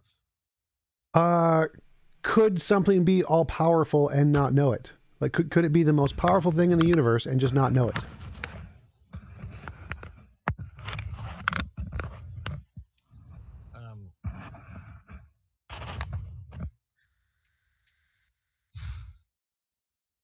I will say I will just concede with I'm not sure. So like, because my knee-jerk response is, well, I think that's logically consistent, but something is holding me back, and I'm not sure what. So I don't want to just concede and say, well, yes, that's true, because this is honestly a line of thinking I haven't thought about much, and I'm enjoying it, but I don't want to sit here for 5 minutes and not say anything. So I don't want to also say something that in 5 minutes I'm going to regret saying. If that makes sense. That's fine. So I wouldn't ever hold that against you to change your mind, but I would just say that from my perspective, there would be no problem with a being that is the most powerful being who could do anything in the universe. And even if it doesn't know it, it could still be the case that it's the most powerful being. So even if it doesn't know, it's still the most powerful being, whether or not it knows it. So I don't think the fact that it knows it's the most powerful being would change the fact of the universe that it is the most powerful being. If you're basing this on the premise of it's the most powerful being in the universe, well, sure, that could be tangible, but that doesn't explain what the claim of God being supernatural, which is outside of this universe. Oh, apologize. Because I'm a naturalist, universe means everything to me. So reality. So if there's the being that's the most powerful being in all of reality, whether or not it knows it's the most powerful being in all of reality doesn't change the fact that it is the most powerful being in all of reality. So whether or not it knows doesn't seem to affect its place in reality. Either it is the most powerful or it's not the most powerful. And that statement is true regardless of whether or not it knows it. If something is just claiming to be most powerful, I think that's fine. But if something is claiming to be absolutely all powerful, I don't think it works. Also, how does, if a being is all powerful, either it is all powerful or it isn't all powerful, and that statement is true regardless of whether or not the being knows it. So something can be perfectly powerful, but not have the power to know something, not have the capability to look into something. I don't know what that means. So like, power to know something does not make sense to me. Power is like the ability to create, to bend space-time. It's like an actionable thing. It's not like a knowledge thing. So are you saying that it can do that without knowledge then? So could something be all powerful and have absolutely no thought? Yes. Right, but like God could be sleeping or something. Like God's unconscious and he has no thought. He's still all powerful, right? But he's just unconscious. Well, no, because if he needs to sleep, he's not that powerful. Well, he doesn't need to sleep, but he could choose to sleep. He could choose to put himself to sleep or whatever. So he could be unconscious, but he's still all powerful. He's an all powerful being. If he entered into this world, he could, but I don't think so. Going back to my thought experiment of does God think? That's like God is. God said, I am. God is unchanging. And so the question of thinking requires an elapse of time for processes of thought to go from one leg to another leg. But if God is outside of time, then that would support, or that would be coherent with being omniscient, because the process of thinking, the process of coming to conclusions never happens with God, because he knows everything all the time, right now and forever. And that's not a contradiction, that's a paradox. It's something that we, because we are limited by our logic, we assume God's limited by logic. We're not actually sure if he is, but it makes sense that he is. Um, and so I don't think we can hold him to the same standard as we can hold ourselves. Well, that's your conception of a God, but I don't see any problem with a kind of a God who could sleep, or a kind of a God who has a mind or changes. I don't see a problem with the changing God at all. So it seems to me that there's no problem with the idea of a God who has a mind kind of like ours, who can sleep if he chooses to, and is still all powerful. So it could still be an all powerful being with like a human kind of a mind who just sleeps, chooses to sleep. Like, I don't see a logical problem. There's no logical contradiction with that. Um, I would have to get back to you on, if we are going outside of what God is, that's fine. But uh, again, I am coming at this from actually, I understand why you're making the point that you're making, because obviously you're trying to level an argument that's equally as valid that isn't my worldview. Um, so I get that. But I think that an omniscient, omnipresent, omnipotent being would be a better explanation than yours. So I'm not sure if yours is logically plausible. It could be. I haven't thought about it much, but I would say that mine would be logically make more sense. Super chat from Johnny Own Music. He said God would not need to have sleep, but didn't God need to rest on the sixth day after creating the universe? He rested. And again, just like God can't change, God did not need to rest, but he instilled a pattern for his creation as soon as he was done creating it. And he instilled that pattern in Israel. And he actually still encourages that pattern, even though we're not bound by the law of Israel and whatnot. But that's a separate topic. So, no, God didn't need to rest, just like God cannot change his mind. But he gave us examples of patterns that he explained himself in a way that we can understand. All right, so going back to the question, you said that your idea of a God is a more plausible explanation of the universe. I don't understand how yours is more plausible than mine. That's the argument here, is that it seems to me that the alternative model I'm presenting is equally as plausible an explanation as your model. That's the point I'm trying to make, is that it seems like that you've adopted this model because you like it the best, but I don't see any logical or evidential reason to prefer yours over the one I'm presenting. Well, when did yours start? You mean, when did I come up with the idea, or when did the being hypothetically begin to exist? Because if it didn't, it's a necessary being that's always existed. But sure, hypothetically, when did your all-powerful being, who isn't all-knowing, who can sleep, begin to exist? And how did whatever you would call it, I'm not sure that would work, because if you do not have the power to know what is going to intervene with the universe that you've created, I'm not sure that you can be all powerful, because if you're all powerful, you can prevent things before they happen. But if you can't know what's going to happen, then you can't prevent them. So there's a limit to your power. I don't quite follow that. Like, I don't think the power to know something seems like a contradiction in terms to me. It seems like a square root of a pork chop. Like, the power to know something just seems like, is it possible for you to have a brain state to understand the concept? But I don't. Well, you mentioned logical lines of thinking. If we were talking about superpowers, could you have the power of knowing everything? Seems pretty logical that could be a power. It could be like a superpower, but that wouldn't be literal power. Sure. So I think that in order to actually be all powerful and to have the ability to use that all powerfulness, you would also have to be omniscient. Otherwise, again, I don't think that you can be all powerful and say, well, I have the power to prevent anything, even though I don't know that anything is coming. So anything could come and surprise me, but somehow I have the power to prevent it, even though I don't know it's coming. So you could address it once it gets here, but you can't prevent it. You don't have that power because you don't know what's coming. Doc Palermo, not thank you for the super chat. A transcendental being must be timeless and cannot know propositions about the past and future, but such a being must know these propositions, so it is impossible for a transcendental being to be omniscient. Says who? Well, he's saying that if a being is unchanging, then it can't know facts, because knowing facts requires time. I disagree. I explain that through God's being. He doesn't change. Through God's, I don't think that God thinks. I think we can understand him as a mind, but I don't think he thinks because he already knows everything all at once, all at the same time. The knowledge is always there. It's always been there, and it will always be there. The universe he's created is based on a timeline. God is not based on a timeline. He's outside of time. Okay, so back to the point, mine would be is that I don't see any contradiction with, like, you asked earlier, can there be an all-powerful being that has no consciousness? I would say yes. Like, there could be just a field, an infinite field that has energy to create everything.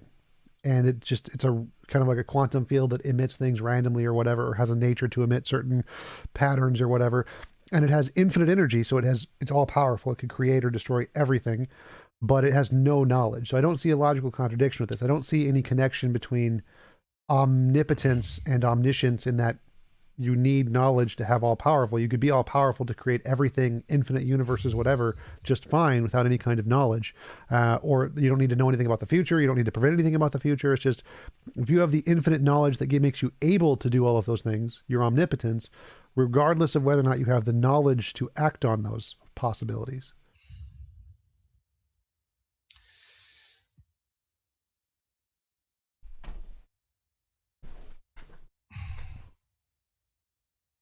I don't think that I did get a bit lost with that. Okay, so I do apologize. No problem. So the way I see it is I don't see any logical contradiction with a being, like being in philosophy just means an object that exists, a being all-powerful, like a field, like a quantum field, who is all-powerful. So it's omnipotent, has enough energy to create or destroy everything infinitely many times over, but it has no knowledge. So it can't look into the future and say a ball is going to hit the earth or whatever and then prevent it, because it has the power to do so. If it knew or had this desire, it could absolutely have the power to change this, but it doesn't have any knowledge. So it's still all powerful because it has the power to be able to do anything, regardless of whether or not it has the knowledge or consciousness or desires to act on that power. So the only thing that seems to be required for omnipotence is that it has the ability to do anything, regardless of whether or not it knows or desires to do anything. So there could be an all-powerful entity that does nothing. Right, but right, because it chooses to do nothing. I don't think you can have an all-powerful thing that doesn't have the ability. Apologize, that was my cats. I don't think you can have an all-powerful thing that then doesn't have the power to do anything because it does nothing. What? That seems to be a contradiction.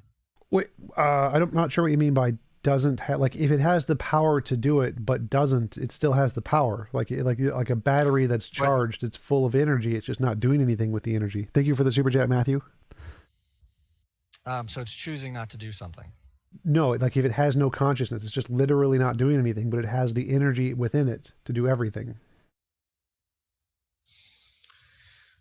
Well, I think we're getting into this weird a weird realm where we're not, it's almost a non sequitur, because the God that I'm positing, it wouldn't be bound by that kind. I think it's how you said power, or words have a certain difference in meaning. God being omnipotent and all powerful means things, he has the power to do things physical as well as non-physical. But I'd be happy to agree with that. Like this field could have that same power to do things both physically and non-physically.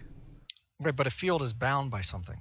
An omnipotent, omnipresent, omniscient being is not bound by something. I don't know what you mean there. So I don't know what you mean by bound something. If it's the essence that grounds all of existence, it's not bound by anything. It is everything. The essence that grounds all of existence. Yeah. So in Well, fields, like in sure. physics, Yeah, right. I think you're missing a few things, but yeah. Well, that's what I say. What a field is, like fields are the things that ground all existence. So it would make sense that a field was the things that ground all existence. But how does a field do that? I don't know what you mean here. Fields are literally the stuff that makes everything else up. Right. So I think this is just where my ignorance comes into this. A field is something that explain how you're using field.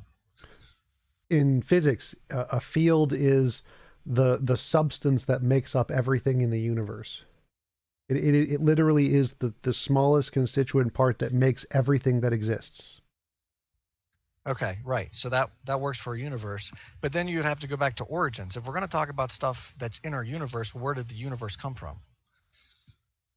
Because fields... I think that the trouble is where it seems like you're trying to get me to argue for God inside of the universe, because your use of the word universe means everything, but by definition, my use of the word everything means outside of the universe. So I think the problem is we're arguing on different objective terms, or on different terms or on different foundational terms here. Right. So I would argue that God isn't the most fundamental thing that grounds everything. Fields are the most fundamental thing that ground everything, and our universe was an emergent result of those fields. So space and time, in physics, the consensus is space and time are emergent from other fields that existed independently of space and time. So there are these other fields that existed before the universe and created the universe. And so these fields have existed necessarily with outside of space and time. They've always been there. Sure, and you can empirically prove that. There's more evidence for it than there is for a God, that's for sure. Like all of the fields. Empirical evidence or philosophical? Both. Okay, well, what's some empirical evidence for it? Sure, the combinations of the theory of the fields is all things that have been demonstrated to exist. So, for example, the field for string theory, which is one of the things, is a combination of two different principles in physics. One is the vacuum particles, which have been demonstrated in the Casimir effect. The other is the early universe inflation, which was demonstrated empirically in observations of the cosmic microwave background. If you combine those two principles, you get the fields of string theory. And so all of the pieces to that theory have been empirically demonstrated, even though the combination isn't. That means it's a better hypothesis than the God hypothesis, because none of the pieces of the God hypothesis have been demonstrated to exist, whereas all of the pieces of this hypothesis have been demonstrated to exist. And so it's more plausible anytime in science, if a hypothesis is only using pieces that have been proven to exist, it's a better hypothesis than one that adds in pieces that have no evidence that they exist. Interesting. Well, so it seems like you're having to trace backwards, though. Like, you can see what's there, but you're having to trace backwards to get to origins. Isn't that in one way or another?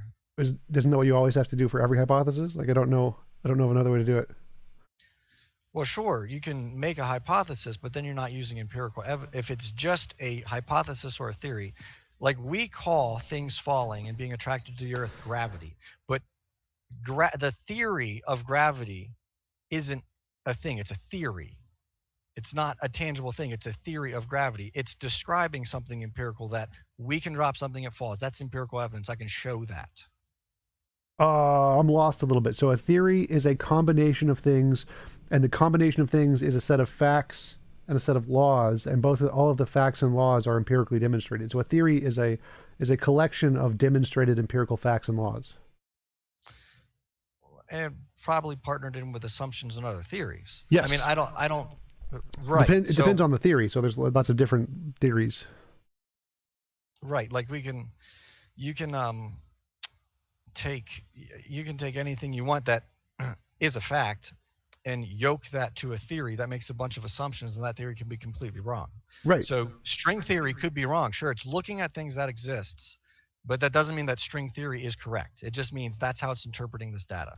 Right. But I'm saying that this is a more reasonable theory to accept because all of the pieces in it have been demonstrated to exist. So like if I have one theory that thunder is caused by friction between particles in the atmosphere, that all of the pieces in that theory have been demonstrated to exist. But if I said thunder is caused by a magical guy named Zeus or something, or a magical leprechaun, now I'm adding in things to the theory which have no basis in reality. The magical Zeus guy, the magical fairy, whatever. And so the better theory is the one that's only made of parts that have already been demonstrated. Even if the combination hasn't been, each of the parts have been, and so it's a better theory. So the same thing would apply to string theory. String theory has all of the parts in the theory have been demonstrated: Casimir effect, early universe inflation, cosmic microwave background radiation. So those have been demonstrated to exist. Those are real things we empirically verify. And if we combine those things and we think the same principles that cause both of those are intertwined in some way, it results in the string theory. And we haven't proven that they are combined in that way. But because both of the pieces have been demonstrated, that's a better theory than saying it's caused by Zeus or caused by magic or caused by God, because those are adding in parts that haven't been demonstrated to exist yet. So sure, but I could also say that not sure as in I agree, but sure as in I'm coming down a train of thought of just because you know that lightning exists and you understand how lightning works, that does disprove Zeus if Zeus claims to be the one throwing the lightning bolts, but it doesn't disprove God, because God doesn't claim to be throwing lightning bolts. He claims to be the one that's in control of all matter, of everything, of his creation, and he's outside of it. Zeus is in his creation. I think you might have missed the point there. So the point is, imagine we don't know what causes lightning. Imagine we're living 1,000 years ago and we have no idea what causes lightning. We just see lightning and we don't know what causes it. And one person is coming up with a hypothesis that lightning is caused by particles rubbing together, creating friction. And now imagine we know about particles, we know about friction, so these are things we know exist.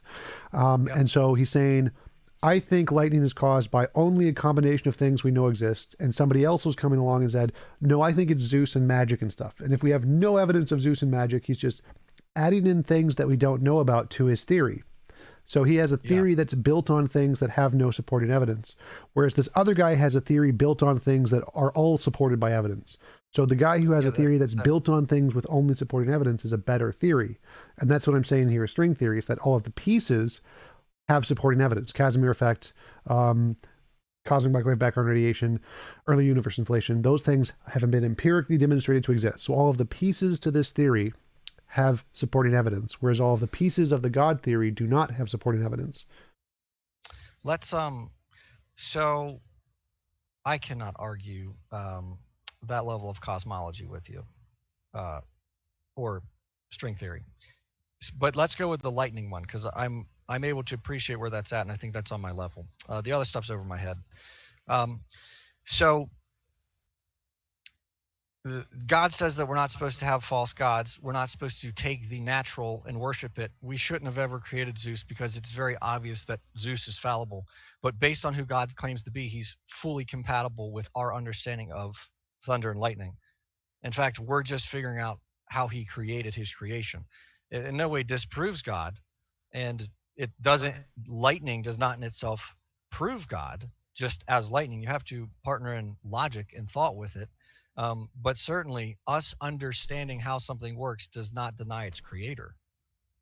And I would actually argue that if you chance, because when you, again, going back to my event horizon thing, lightning is something that is so complex, as well as everything that is so complex. So I guess it's, what is that, the teleological argument kind of thing of creation is so complex and there are so many variables that it points to God. And people really don't like the watchmaker theory. But the problem with the watchmaker theory is it stops at the watch, because we're talking about humans. But in the watchmaker theory, God not only created the human who created the watch, he also created the sand on the beach where the watch was found.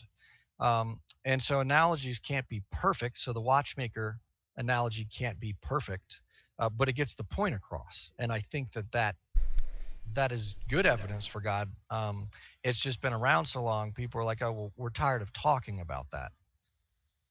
Okay, thanks for the super chat, Marty. Quantum theory is empirically tested to 10 parts in a billion accuracy. How much empirical evidence does exist for God?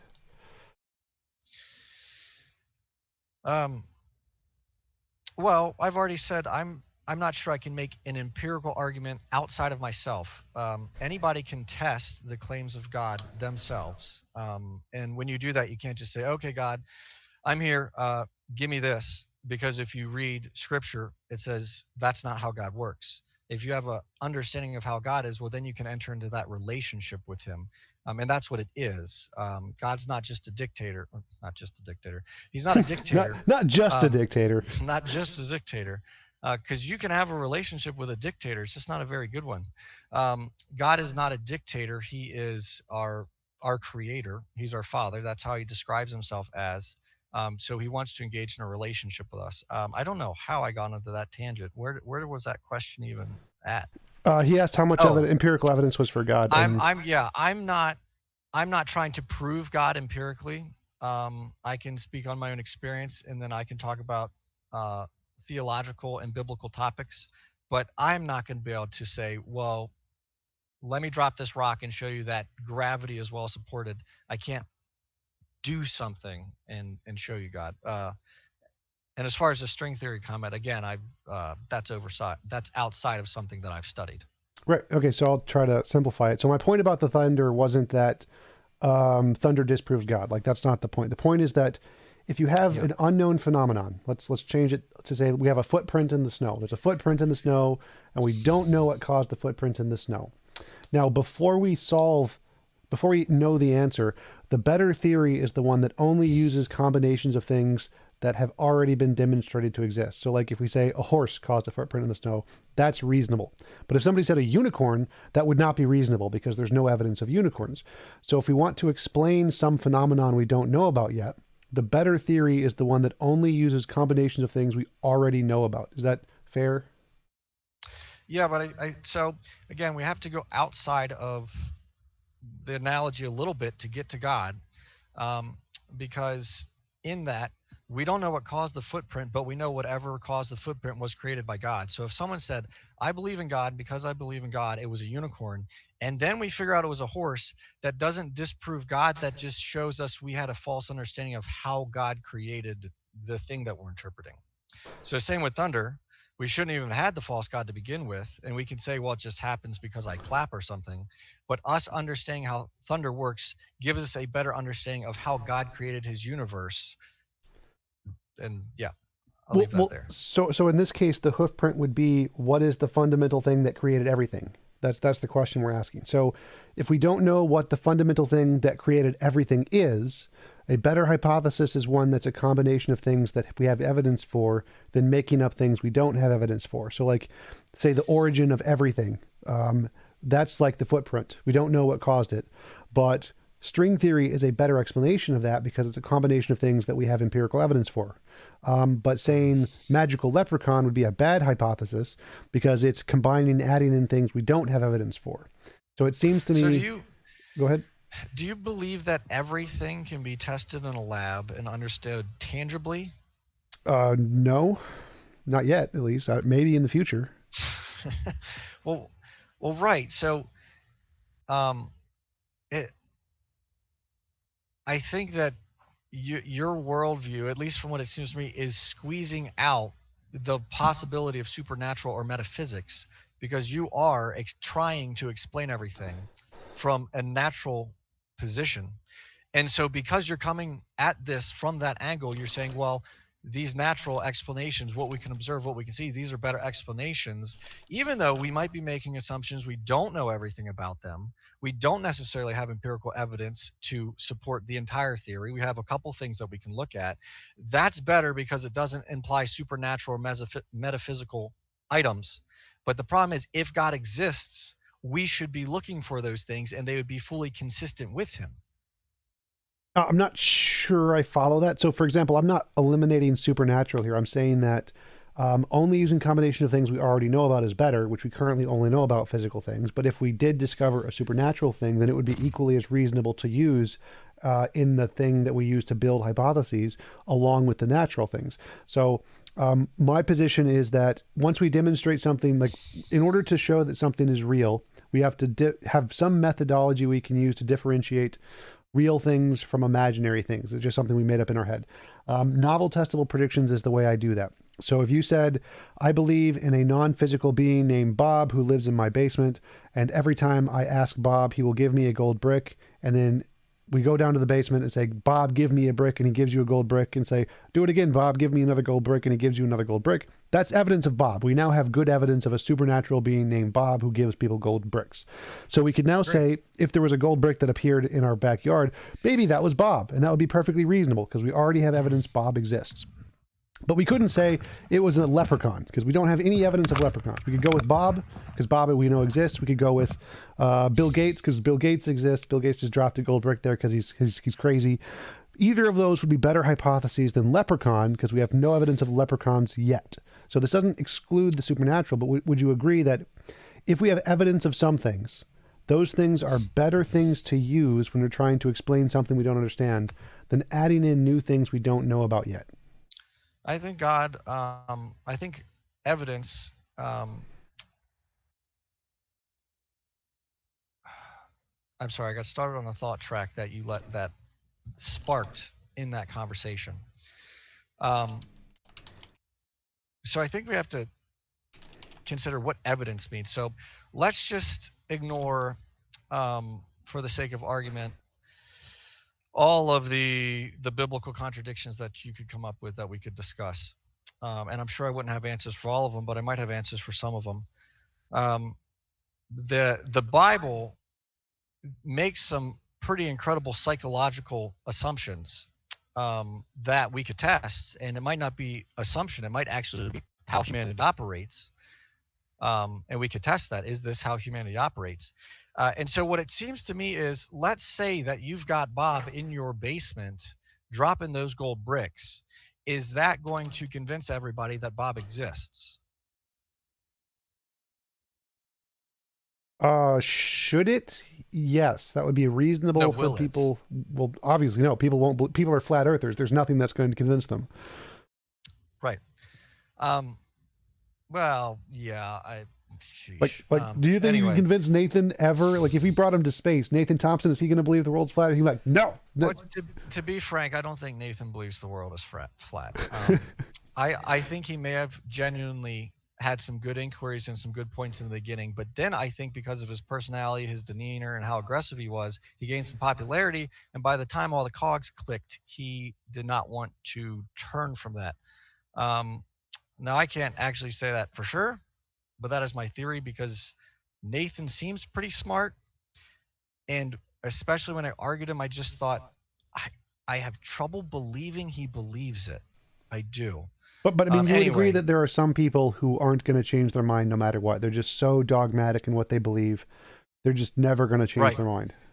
Right. So you're saying, though, it would be good evidence, better evidence, if we could have Bob dropping those golden bricks.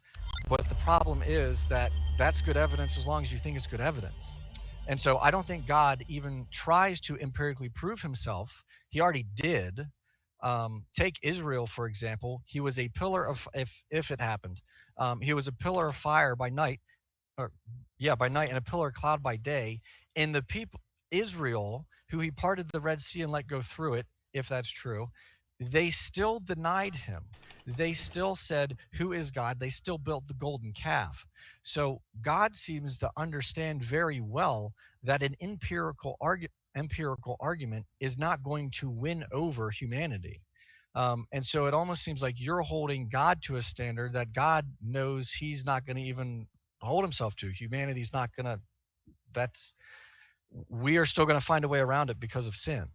And that could just be saying, whatever, like, I don't believe it. The earth is flat, like that, Marty, thanks for the super chat. If God knows all, then we cannot do anything other than what God knows. Is God not deterministic? Yeah, well, I don't. I'm not 100% sure of the definition for deterministic, but he Means is determined sovereign. by, like, it's the free will thing. So if God knows everything we're going to Yeah, do, then we right. have no free will. No, right. I disagree with that. And that's a pretty deep theological topic. But I would agree that God knows what we're going to do, but I'd also agree that we still have responsibility in the fact that we do it. And just because he knows something, I can write a computer program and know what that computer program is going to do, but I'm not the one doing the computer program. The computer program does that. That analogy can't be perfect because God is sovereign. I am not sovereign. But that can just say, I can know exactly what my computer program is going to do, even though I am not controlling the computer program. It is doing its own thing, operating under its own design. Thank you for the super chat, Brute Facts Podcast. If young Earth creationism is false, is God existing also false? No, I'm comfortable with an old Earth. I think that both sides are reasonable, but that's the thing. I think that they're reasonable. I think there are some things in the old Earth model that are more assumed than actually empirically verifiable, and so yeah, I'll leave that there. Okay, But no, so God's existence does not depend on evolution. God's existence does not depend on the age of the Earth. Yeah, I think we need to be a little more open to discussion on some topics. okay, so we were talking about what is evidence. How would you define evidence? Because the way I define evidence is anything that can differentiate imagination from reality. It seems like a good one.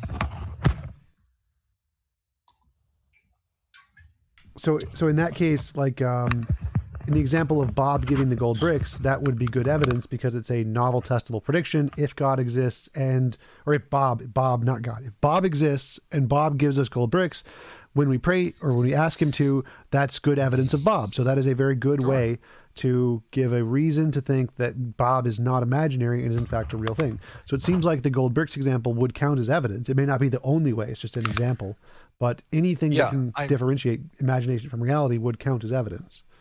Let's say that Bob said, he fits all your criteria. Ask me for a gold brick, I'll give it to you. But he puts in the preface, but you have to trust me first, that I will do what I say. You can't just ask it. You have to trust and believe that I will do it. And if you don't, I won't. Because again, God is not a genie. God is a relationship to be had. He's a being that we can have a relationship with. And so God does not operate under, well, God, give me a gold brick because you said so. God said, well, these things will happen if you are trusting me, because this is how I designed the world. If we think of existence as a computer program, it's been infected with a virus known as sin. God is the one who knows all of the fixes to all of the bugs. And so the longer we're engaging with him, the more bugs we are going to be able to either circumvent or overcome. But as long as we're rejecting him, we're not even going to be aware of the things that we have to deal with. Okay, but like the Bob example isn't saying God must do this. This is just an example of what counts as evidence. So anything that counts as like novel prediction is evidence. But if Bob says, but you must trust me first, that would still count as evidence. Yeah. So like yeah. So like say I don't trust Bob, but you do trust Bob, and you ask Bob and he gives you a gold brick every time. I ask Bob, I get nothing. That's still evidence. Like you're still getting a gold brick every time. Something is happening here. That's still evidence. And that goes back to my peace example that surpasses all understanding. That's what God is claiming. Well, and that Philippians passage is for his believers. And that's the point. You can't just say, well, God, give me, because God's God. He doesn't bend the knee to us. He says, when you understand who I am and engage in that relationship, these are some things that I have promised you can expect. So my point with the gold, my objection to your peace example is that peace isn't something we can measure. It's just, we can't see it or test it to show who has more peace. Gold we can test to see. Like if I pray to Bob and I don't trust Bob, I get nothing, no gold brick. You pray to Bob, you get a gold brick. We can see it's working for you, it's not working for me. You're doing something right, I'm doing something wrong. But if for the peace example, it's like if I pray, if I don't trust Bob, I can still say I'm getting the ultimate peace. And you can say, no, I trust Bob, I'm getting the ultimate peace. But there's no way to tell the difference between us. There has to be something like a gold brick where we can say, this guy's doing it right, this guy's doing it wrong. Well, what if you can't see the gold brick? What if it's only Bob in my basement with the person trusting him and Bob in your basement? Because Bob could be in anyone's basement at any time. Yeah. So what if you can't see when he gives me the brick? Then it wouldn't be evidence. Does that mean it's not real? Yes, that would mean it's an anecdote. So you have to be able to verify it independently of your personal experience, or it could just be like a delusion, right? So you need some way to verify it independently of your own subjective experience. That's kind of the point of you need some way to differentiate imagination from reality. If you're the only one experiencing it, well, then that doesn't tell you it's not imaginary. You need to be able to show it's not just something you're experiencing.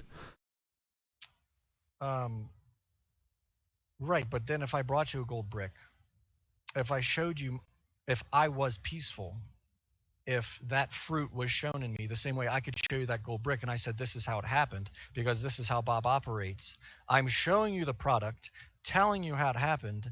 It's up to you if you want to believe it or not. And if you trust it will happen, if you trust Bob, you'll get the result. But as long as you don't trust Bob, as long as you think that gold brick was imaginary, how I got it was imaginary, Bob's never going to give it to you. And so you see, just like how they don't believe in gravity, and so that prevents them from understanding how it works. If you will not accept, if you will not trust that God exists to give you the thing, then he doesn't promise to give it to you. Right. So if we could like show that a higher rate of Christians get this ultimate peace thingy than others do, and a higher rate of Christians have better lives in this more peaceful lives or whatever, then that would be evidence, but we just don't see that. That doesn't show up in statistics when we look at it. So yeah, I'm not disagreeing. I don't know actually if it shows up in statistics. I would say that it probably does actually show up in statistics. I'm pretty confident in that. I don't have anything to say for sure, but I would be confident in that. But anyway, I think that the problem with statistics in every regard is when you throw humans into it, you get problems. People can lie. I mean, so many people can go to church and not be Christians. I mean, the Bible even warns against people who go to church and are not actually Christians. They don't actually know God. They don't care about God, but they do all the things so they can check the box. Yeah, I'm a Christian because from your guys' perspective, I look like one, but I'm actually not. So I think that there's a lot of trouble with actually having a comprehensive study that can show that.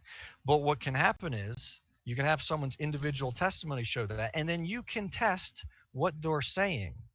But you can't say, because I refuse to meet one of the premises for this test, it can't be valid. Doc Polermonot, thanks for the super chat. What justification do you have for infallibility of creation accounts given scholarly consensus and mimetic ripoffs of Sumerian myths?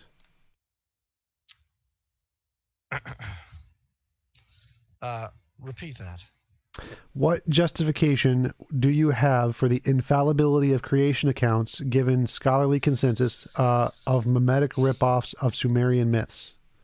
That's the same. The trouble with anyone in any profession is you can get a professional who really knows what he's talking about, who tells the truth, and a professional who really knows what he's talking about, who lies, or a professional who doesn't know what he's talking about and says he does, or one that does and then doesn't say what he does know. And so all of that is just to say, same thing with statistics.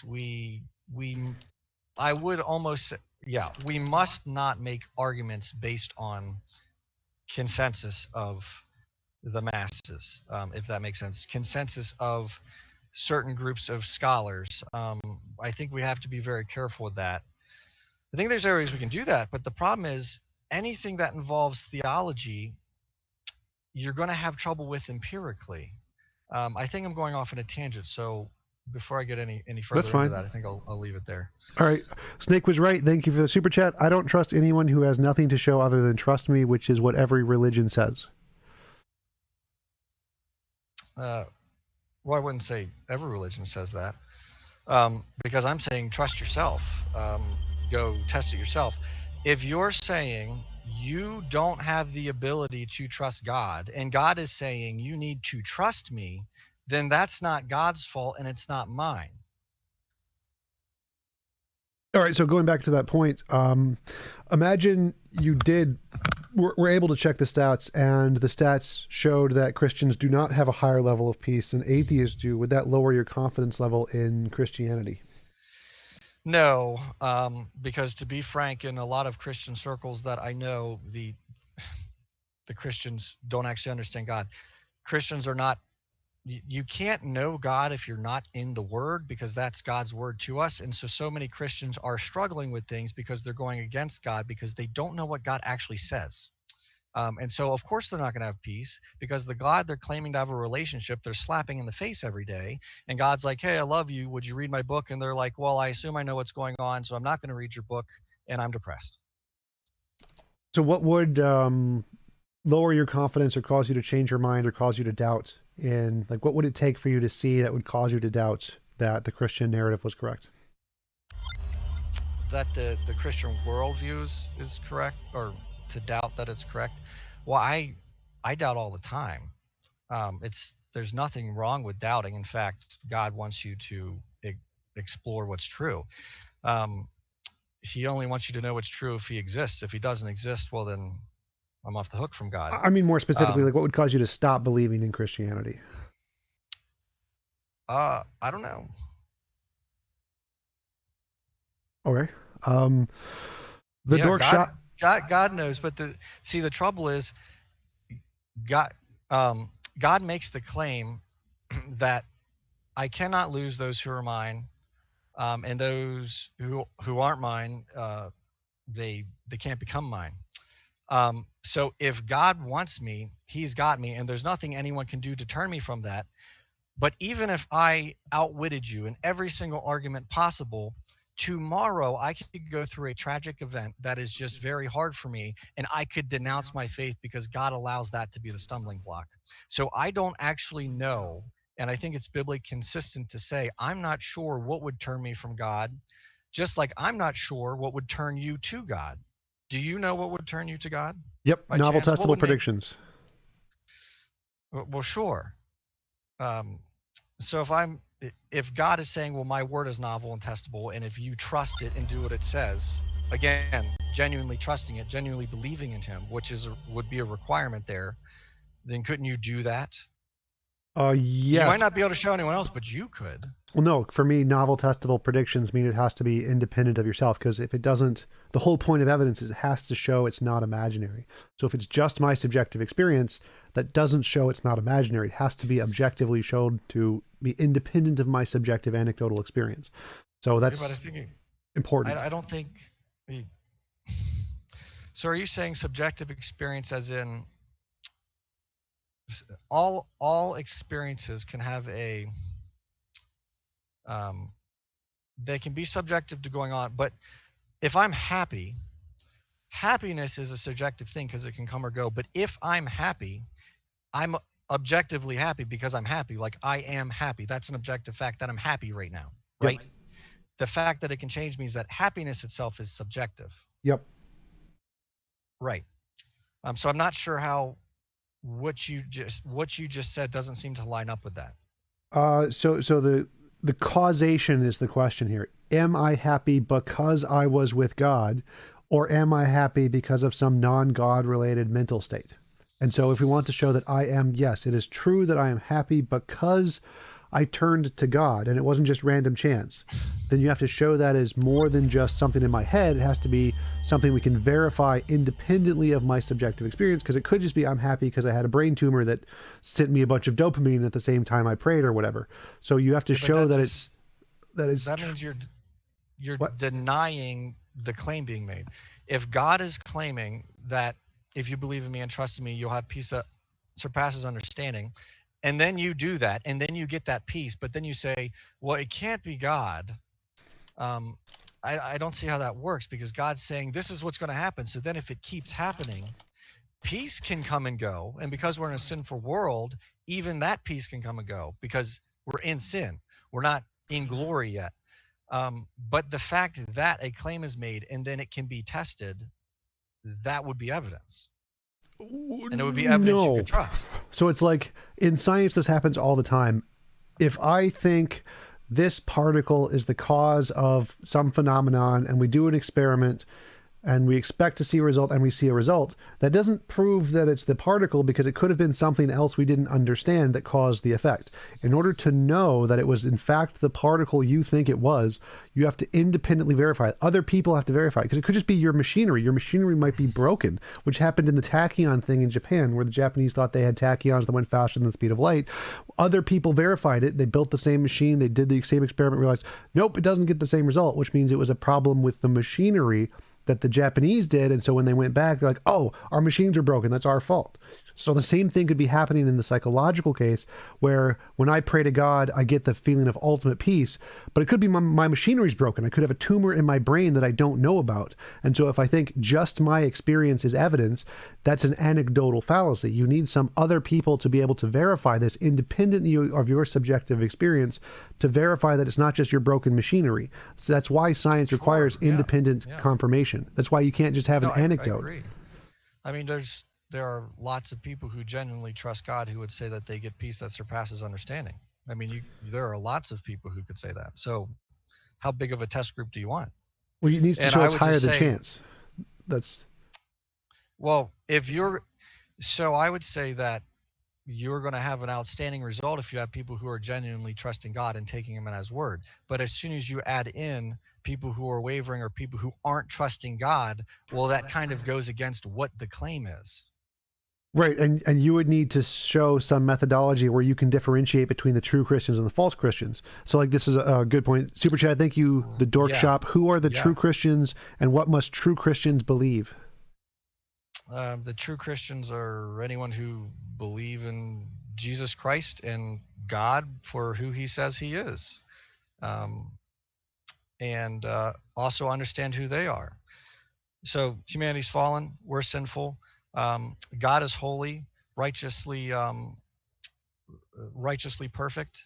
Jesus died for our sins. And so when we understand that whole combination of things and accept it, it leads to repentance. As repentance is a natural side effect of accepting who we are. So it's accepting the truth that God has given us, that Jesus has died for us, that we are fallen, that we are sinful. That's what a true Christian is. Now, whether or not you can see that or actually trust a statistic, that's a whole separate topic. Well, that's the whole topic. That's the thing you need to demonstrate to have evidence. Like, if you can't actually demonstrate which ones are the true Christians and which ones are the false Christians, then you don't actually have any real evidence. You have to be able to. Well, so we started off talking about morality, and I started off saying that God is an objective basis for morality because he's unchanging. And then we diverted somehow. Now we got to this, and I would agree that my experience cannot convince you unless you want to believe what I'm saying.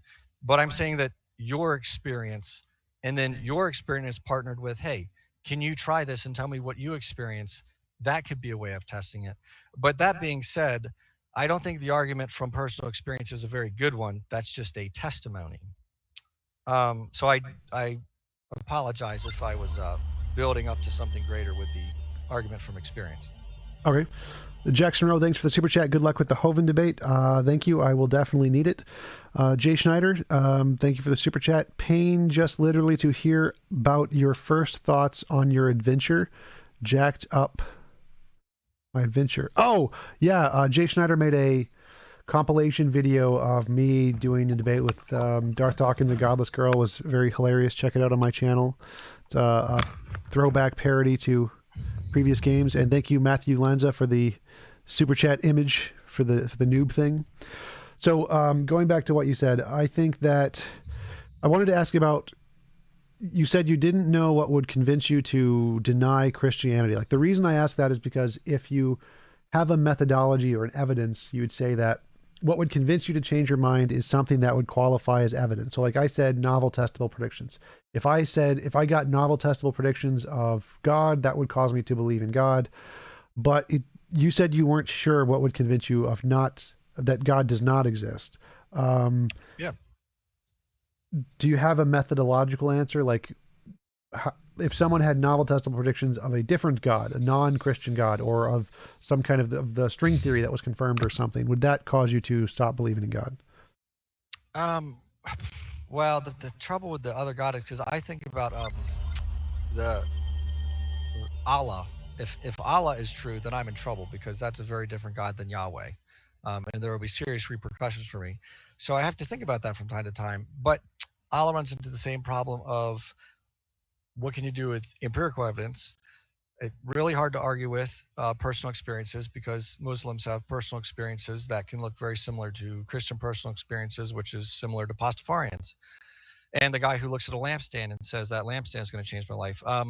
So the religious, the other gods thing, I don't think that there's nothing that could happen to that I know of that would lead me towards one God versus this God. I think that this God has the best God, or has the best evidence for him. This God has the best Um, God. Yeah, this God is the best God, the only God. And like I said, everything points to him. I think the fact that he is an objective standard for morality explains it better than a field. And I do apologize if I don't understand what a field is, but then um, I don't know, the field's not God. It would have some form of limitation because it is physical. It is in physics, or it is in the physical universe, which God is outside of. Uh, so if there is a field doing that, again, that would have little sway over me if we figure out there's a field. Because just like if we figure out macroevolution is true, that doesn't disprove God. That just tells us what we thought about him was wrong. All right, Scott Flatterty, I'm thank you for the super chat. Appreciate it. So, like, it seems. Do you think that the fact that you're not sure what could convince you that there's not a God is indicative that you have a very strong bias that makes it harder for you to assess things methodologically? Because I think that if you have a methodology that you think is a good way to believe things or not believe things, then you should trust in that methodology to both indicate and invalidate whatever you're believing. So, like, I think anything that can differentiate imagination from reality is a good method to trust. And if that method tells me there is a God, I'll believe there is a God. And if that method tells me there is no God, I'll believe there is no God. But it seems to me you're saying you don't have a methodology that you can present that can differentiate, or that you would trust to differentiate whether or not God existed or whether or not any other true thing would be about the world. If you think of every human being as a test instrument, God's built us all in his image. We're the only ones who can read each test instrument. Um, Empirically, we're the only ones who can actually see what that test instrument is reading. And so God has built each one of us with the full ability to have a relationship with him. And so the trouble that I'm having, the reason I'm having trouble giving you something tangible that would sway my faith is because I have trusted God. God has proven to me that if you could prove to me that God's not trustworthy, then that would be one thing, because I trust God and he has shown me time after time that I can trust him. And that again goes to holding him to his word, comparing him against his own claims. So yeah, I don't think that there's any empirical evidence that can disprove him. And I know that I can trust what he's claiming. So yeah, I'm not sure if that satisfies your answer, but I think that's pretty honest. All right. You mentioned teleology. Why would you think like the teleological argument would be indicative of a God? Because to me, I don't think it is. Just because of how everything's created, how one thing is dependent on another thing, ecosystems and whatnot requiring one another, just the fine tuning of everything. Could you be a little more specific? So, like, it seems to me the argument that most theists make is that, oh, look, it's so really improbable that all these things would align. Because it's improbable, Yeah. it must be designed, something like that. Yeah, because it's so improbable, it's far more reasonable, for sure. Why would improbability indicate design over necessity or chance? Well, chance doesn't do anything, and improbability is the opposite of a good chance. So improbability would mean there's not a good chance, so chance isn't going to do it. So improbability just means it's a low chance, but it means there is necessarily a chance. So the improbability of getting a royal flush in poker or whatever is 1 in 50 something thousand, but it happens because it is possible. So Sure. if Reasonable. if there's a low chance, that means it's possible to occur without design by definition. Well, see, the trouble is if you stick all the matter in there, sure, I don't think there is any chance that anything can come from that something physical can come from nothing at all. So, being that God is outside of our created universe and He's our creator, He put it all there. So, if we wanted to say if He just stuck it all there, and then over X amount of years with so many things happening, that's just how it formed. Well, okay, that's one thing. But to say that everything came from nothing doesn't work. I mean, that logically doesn't work. Well, no one in physics thinks everything came from nothing. They always say it came from like a fundamental field that preexisted the universe. So we agree that the universe came from something. Thank you for the super chat. The Dork Shop. If the Bible were untrustworthy, how would God tell us? And thank you, Matthew Lanza, for the super chat. Really appreciate it as always. If the Bible were untrustworthy, how would God tell us? For my worldview, if the Bible was untrustworthy, God probably wouldn't exist. So, yeah. Couldn't there be a different God than the Christian God? Not in my worldview. No. Okay. He's the most trustworthy. All right. But that's why I'm saying I've tested that he's trustworthy. So that I did posit. If you could show me he's untrustworthy, that could be something that would be a stumbling block. And then he may end up having me trust him more by saying, well, here's the stumbling block. Look how I got you through it. Or it may go the other way. But yeah, his trustworthiness is a big thing. So if I can't trust the Bible, which which claims to be his word, which is, if I believe it means it is his word, then that causes all kinds of problems. Gotcha. Doc Palermonaut, thank you for the super chat. Provide a scriptural basis for God is outside of time, because in the beginning definitionally is within time. Well, in the beginning is when he starts creating things. That's when creation started. That doesn't mean it's when God started. I think he's asking, like, is there any place in the Bible where it says God is outside of time?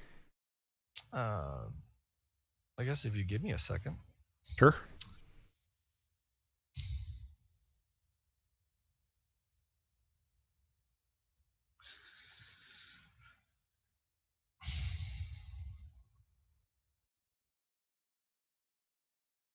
Oh, well, yeah. I mean, look at Jesus.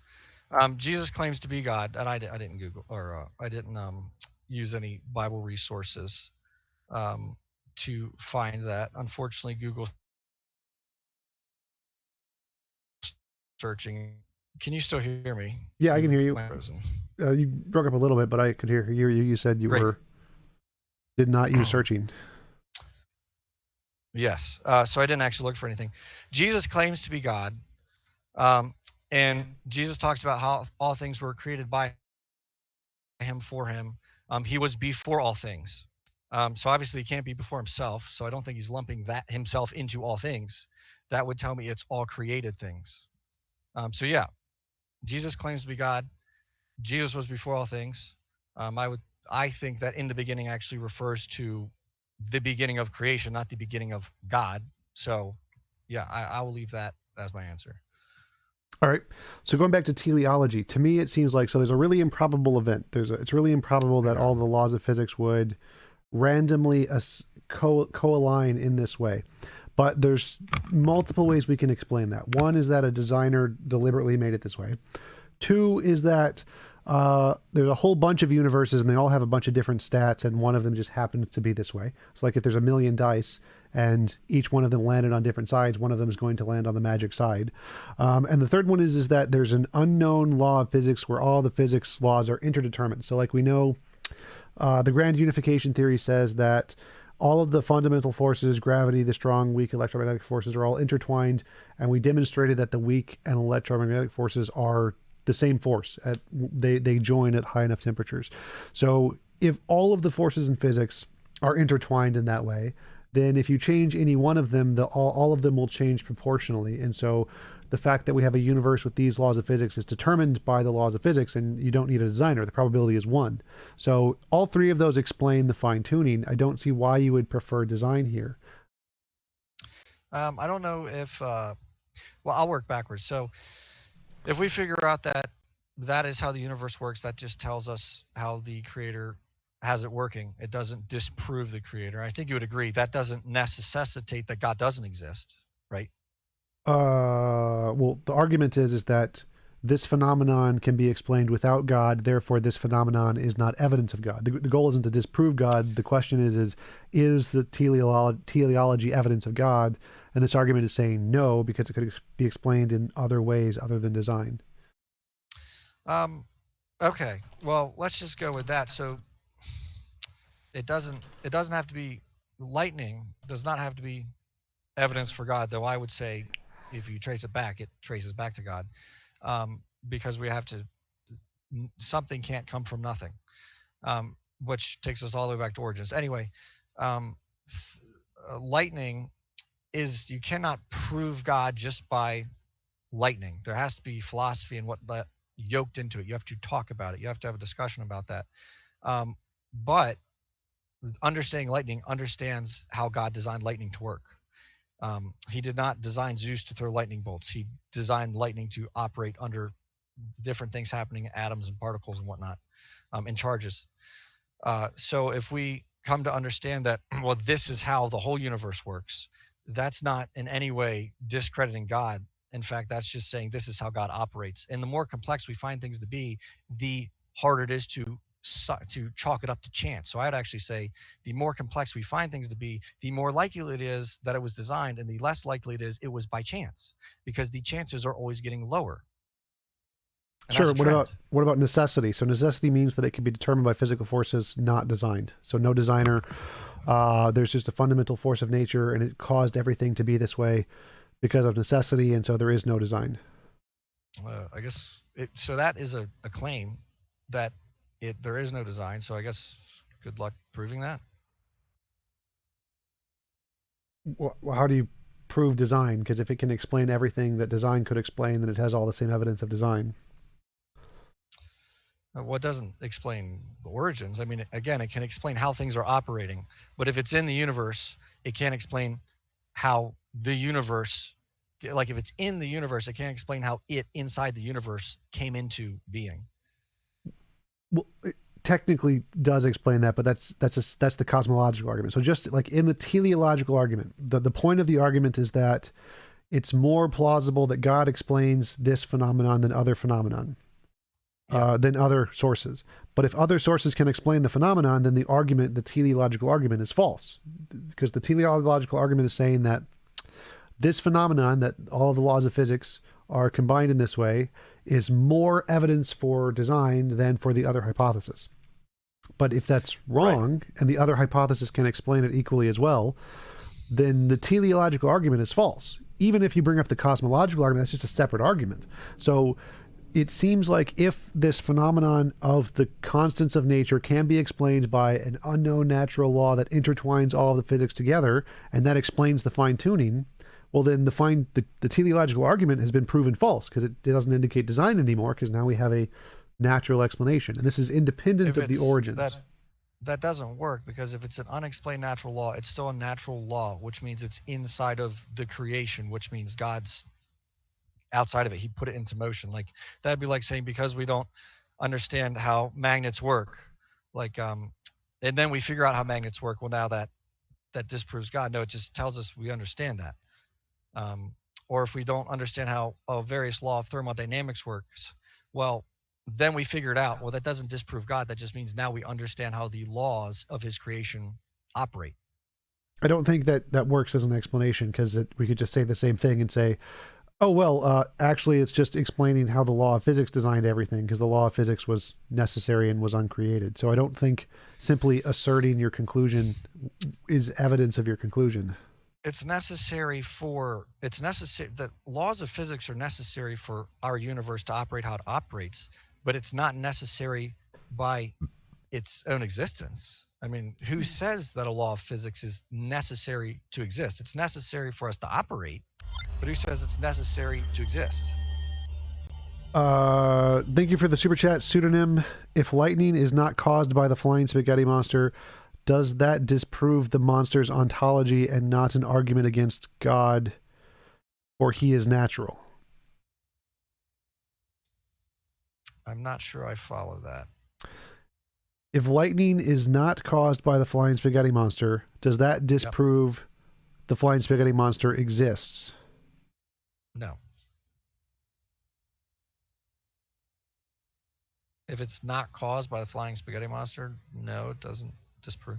It's like a pheasant doesn't cause lightning, but that doesn't disprove a pheasant's existence. I'm not sure what the power behind that argument is.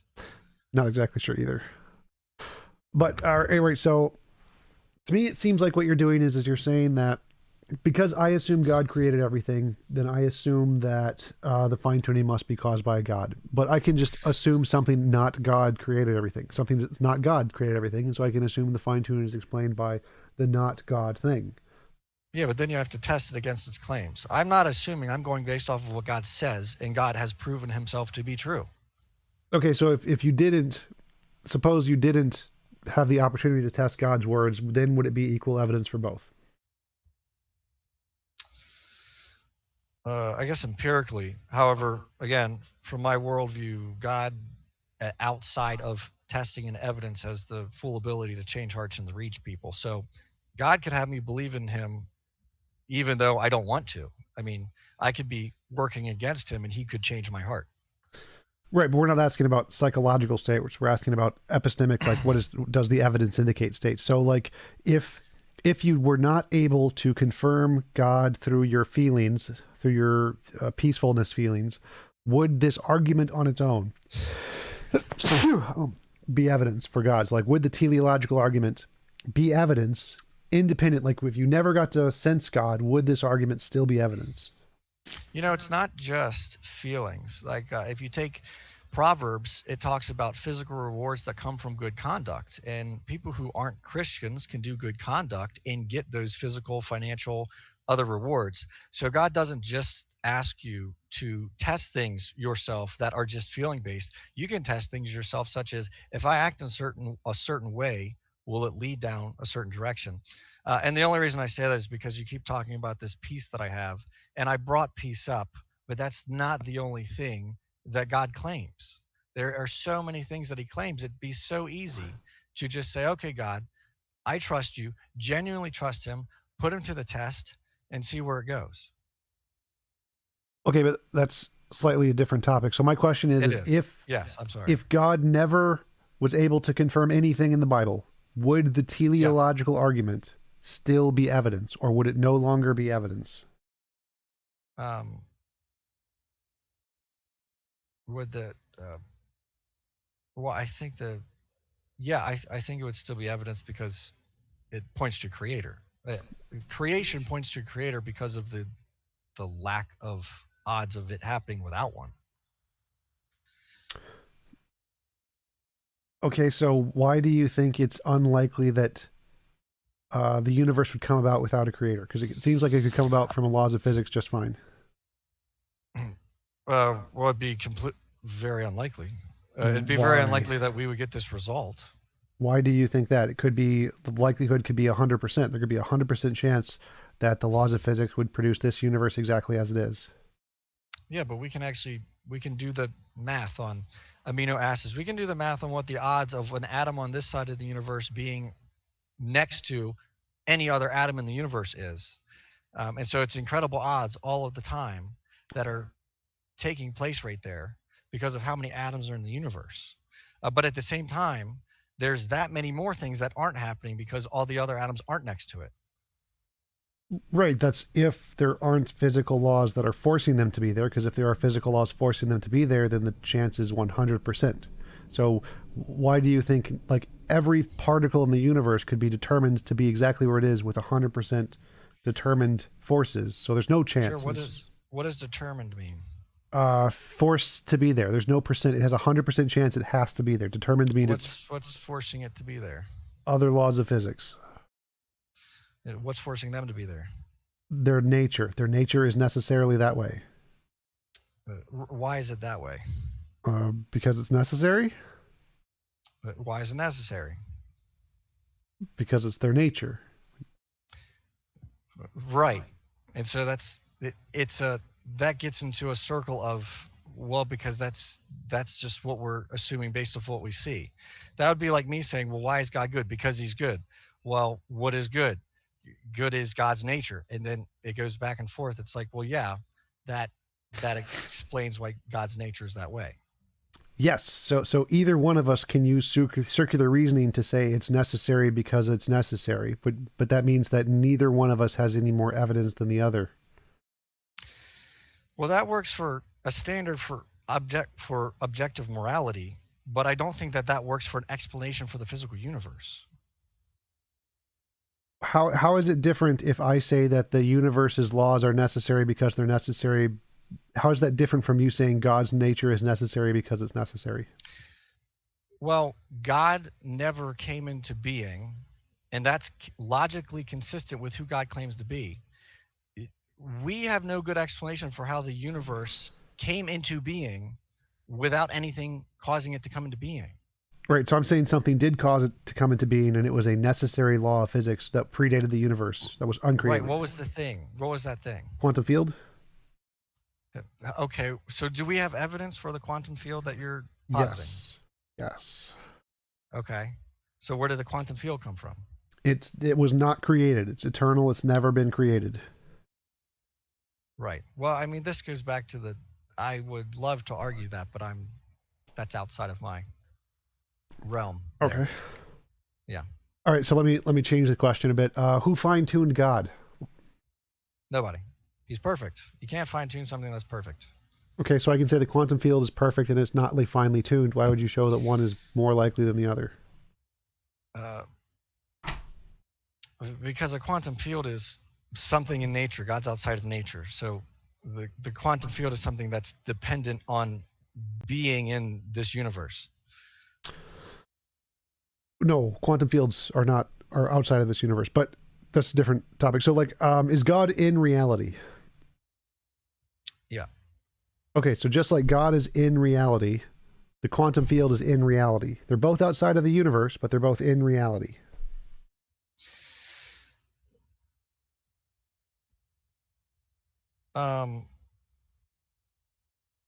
I am arguing I'm kind of shooting in the dark here because I do not have the knowledge I don't think I have the knowledge to keep track with the conversation about the quantum field because I don't. Okay. So I don't want to waste time or make myself look worse than I've made myself look by arguing against it because I don't know what it is. All right. Like I don't understand it. That's fair enough. Let's talk about evolution a bit because we haven't talked about that. Like, why do you think? Like, I assume you don't think there's macroevolution, but you accept microevolution or something like that. Sure, if that's the way you want to divvy it up. I don't accept macroevolution because, again, it just goes back to odds. The odds of amino acid chains assembling.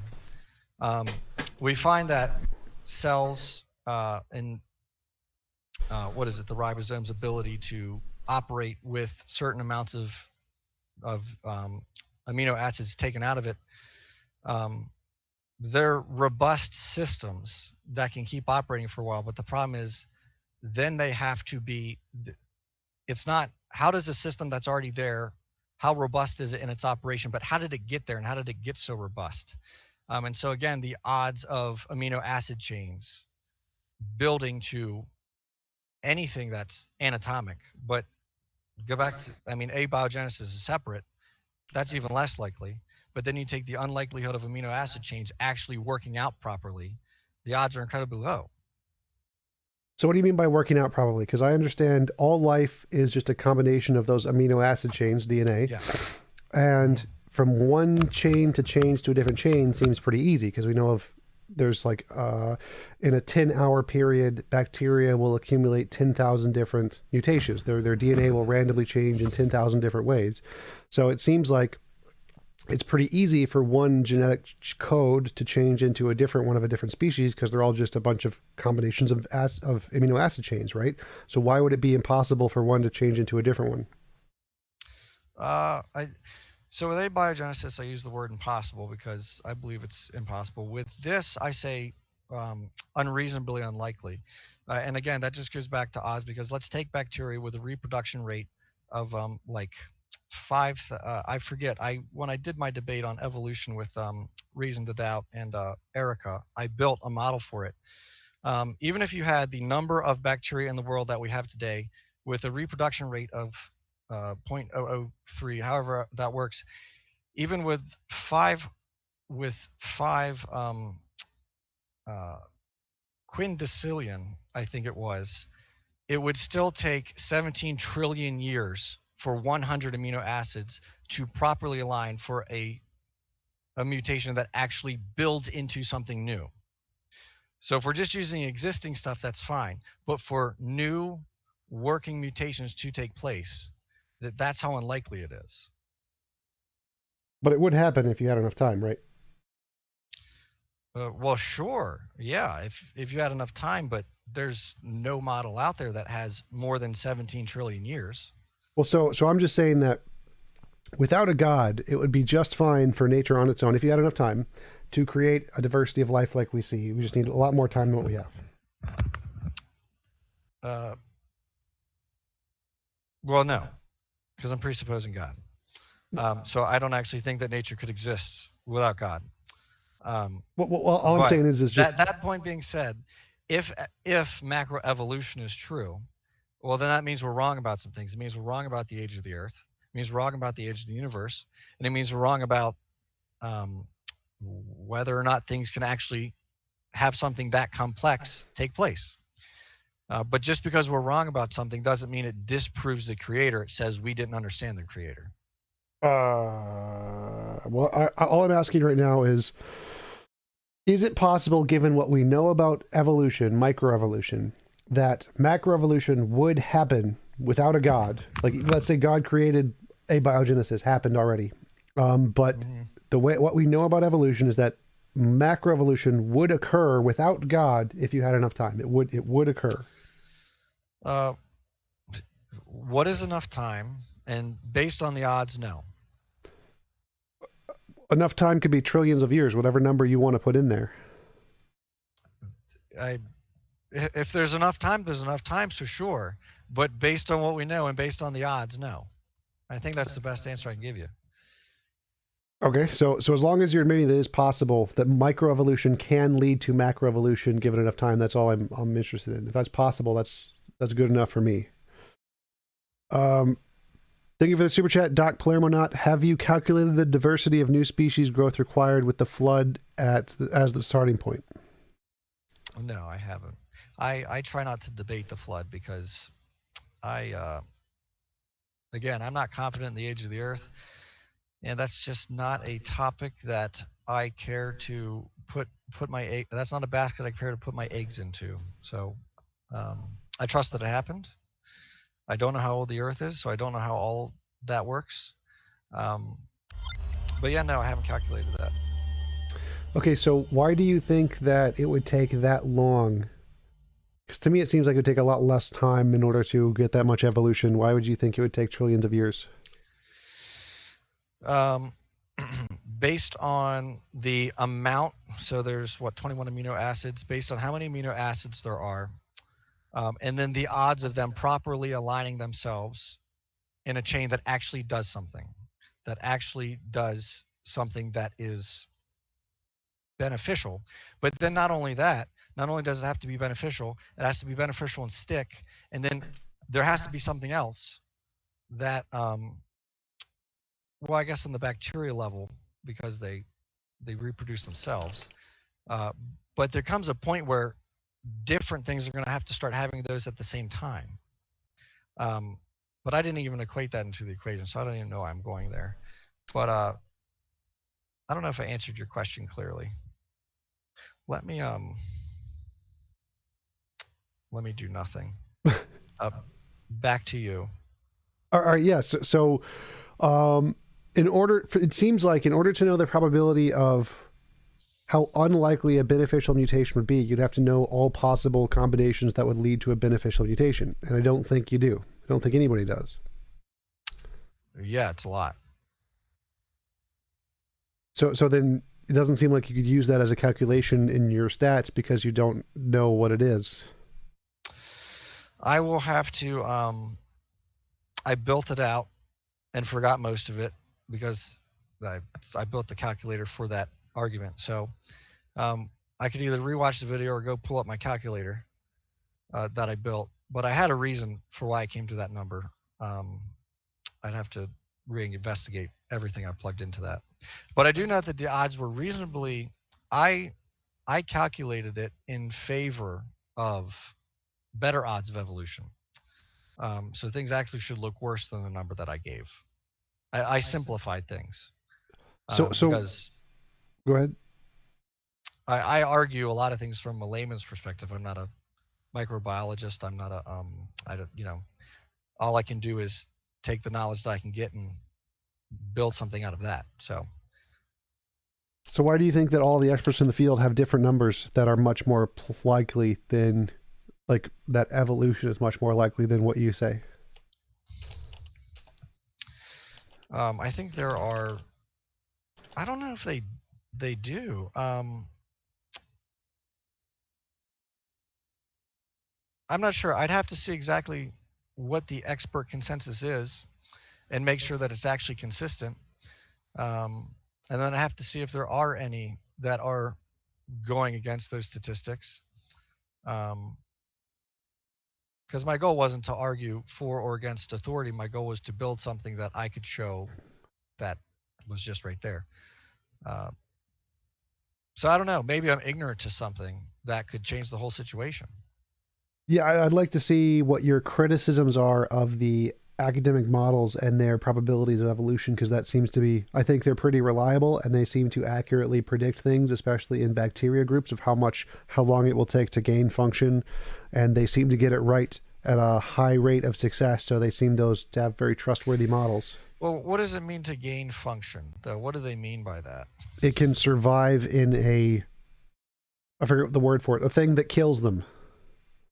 Well, sure, but if none of the bacteria can survive in that, they all die. If something can survive in that, then obviously there was something in that bacteria that existed that worked out. So that one can now reproduce. So, well, yeah, that's what they're saying, is that if they have in this amount of time, the bacteria will have a variation that can survive in this material that none of them can currently survive in. Right, but I don't know how that works. Wouldn't think that they could predict that off of a completely random change. That they have the ability to predict it, so they're going off of something that is there. Yes. So that's one of the big contentions in biology. They're saying evolution isn't random. That's just a mischaracterization that creationists use. It's not perfectly random. There is actually a driving force there, which is like the natural selection thingy. And so it won't be random. It will be guided. Well, I don't know. I think we could argue about what random and chance and guided per se mean, because unless there's something in the DNA telling it, hey, you need to change in this way, then it is the environment conditioning it, which means it is a product of chance. All right, the random mutation is random, but then the ones that survive and reproduce isn't random. That's determined by the environment. So the environment will selectively help some of them do better than other ones, and those ones will be more reproductive, have more reproductive success, and so the genes will continue to mutate in that way more successfully than the other ways. Yeah. I know that you can turn genes on and off. I don't know exactly how mutations, I know, can make it so that something can stop having the ability to turn something on and off. I don't know if mutations give something a brand new ability. So I'm not sure that you would get, I think you can get, I don't know if that counts as morphological. A functional change within something that already exists seems fully reasonable, because it already exists, and of course you can manipulate a code that is already there. But to get a new anatomic structure requires multiple systems all evolving at the same time. Wait, what do you mean multiple systems? Because to me, the only thing that's changing is the ATCG. So the only thing that needs to change at the same time is the correct pattern of ATCG. You don't need multiple patterns evolving at the same time. Take for example. Well, I mean, now we get into the bigger scale. We're not just down at the amino acid level. We're at the actual function of something being like feasibly surviving. So take the eye, for example, and I don't know if it's Richard Dawkins or whatnot, but someone posited the idea that the eye started off just as like a photo detector. It was flat. Darwin? Oh, was that Darwin? Okay. It's in his book, The Origin of Species. Got it. I've been interested to read that book, but I've not read that book because I'm a slow reader. But anyways, so how that would happen is there would come a point where in assuming that's how it happened, that eye closes off. If that eye, when it closes off, does not have a pumping system to keep things circulating and fresh, things are going to start decaying and rotting, because that's how any isolated system of water works. Wait, say that again? So if the eye closes around water or liquid, because it's in water, unless it has a system for pumping or for cleaning and it's the right thing used for cleaning or filling the eye, then the system's going to start to rot and decay as soon as it closes off, because that's how it works. Wait, I don't follow that. So just water doesn't automatically cause things to decay? If you just put something organic in stagnant water, or you just put stagnant water in something organic, and it just sits there, it'll break it down. No, it doesn't. Unless you have a system that can take fish. If you take all the oil off of a fish, it's not good for the fish. Right. Because of the bacteria in the water, but if you have water that doesn't have any of the bacteria, it's fine. It doesn't do anything. Well, I'd have to look into that then.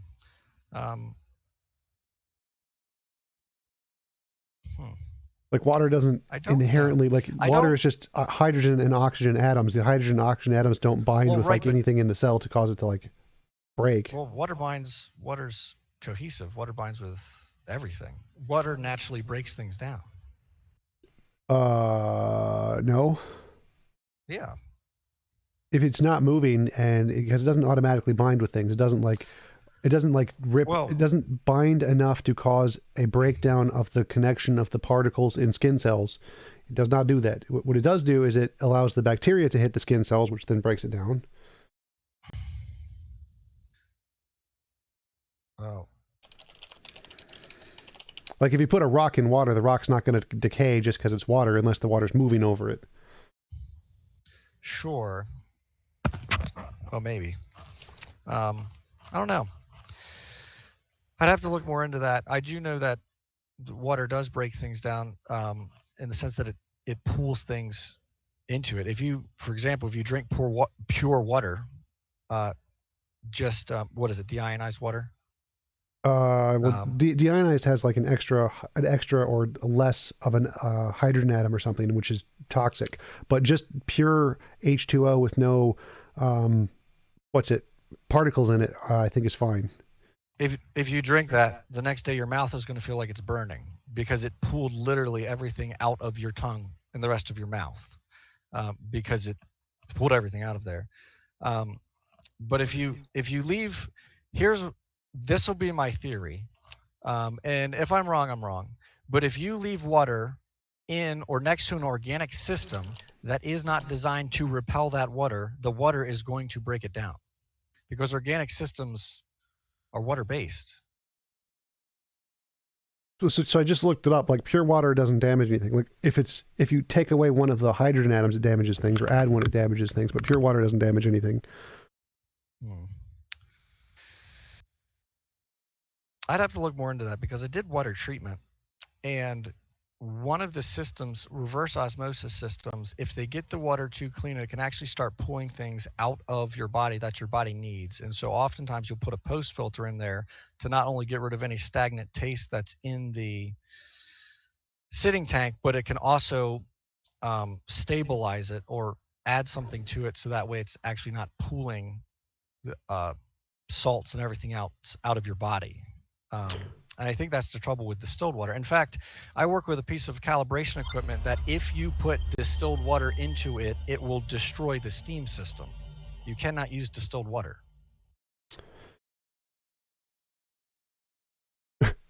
Eric Waters, thank you for the super chat. Water binds with everything. Have you ever showered? So that's not binding. Sticking is not binding. Not the same thing. But so it seems here, like from what I'm reading, purified water kills you because you actually need the other minerals. And so if you only drink pure purified water, you don't get the other minerals, and that could definitely make you deficient in like calcium and stuff. But it doesn't seem, nothing about also, taking stuff out. I think it'll also pull things, it'll pull things out of organic structures. It'll pull all the minerals and whatnot you need out of the cell. It will suck it out of there.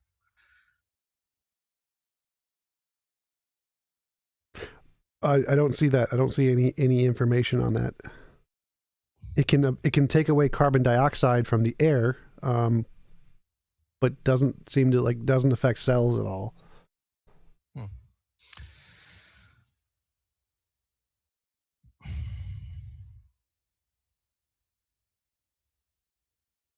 Mineral deficiencies happen because you don't get anything from the water, and you need the stuff from the water. But I don't see anything else. Yeah, I would be curious though.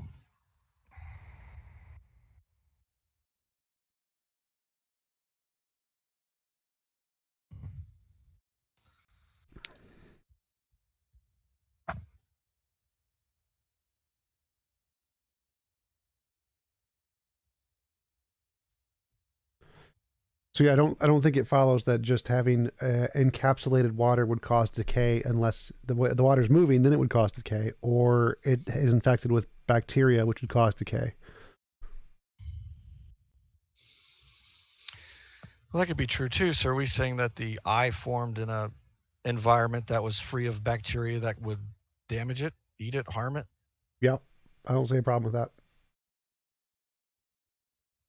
Because obviously if there was bacteria that ate literally everything, nothing would have formed. So I don't see a problem with saying things formed that bacteria didn't eat, because obviously it must have. Well, that's assuming that that's what happened. Assuming evolution is true, yeah, that's what must have happened. Well, no, even if evolution isn't true and things come from only their kinds or whatever, clearly, like in the womb or whatever, if there was bacteria that would eat the fetus, then clearly there would be no baby. So clearly there can be a bottled up segment of water where there isn't bacteria that eats the fetus. So I don't see a problem with that. Like, well, but the uterus is full of water. An immune system and white blood cells. Yes, but there's still bacteria there. Well, sure, but the immune system protects you from certain types of bacteria, and well, I guess not viruses, because viruses can infect and kill that, but that's the whole point of the immune system.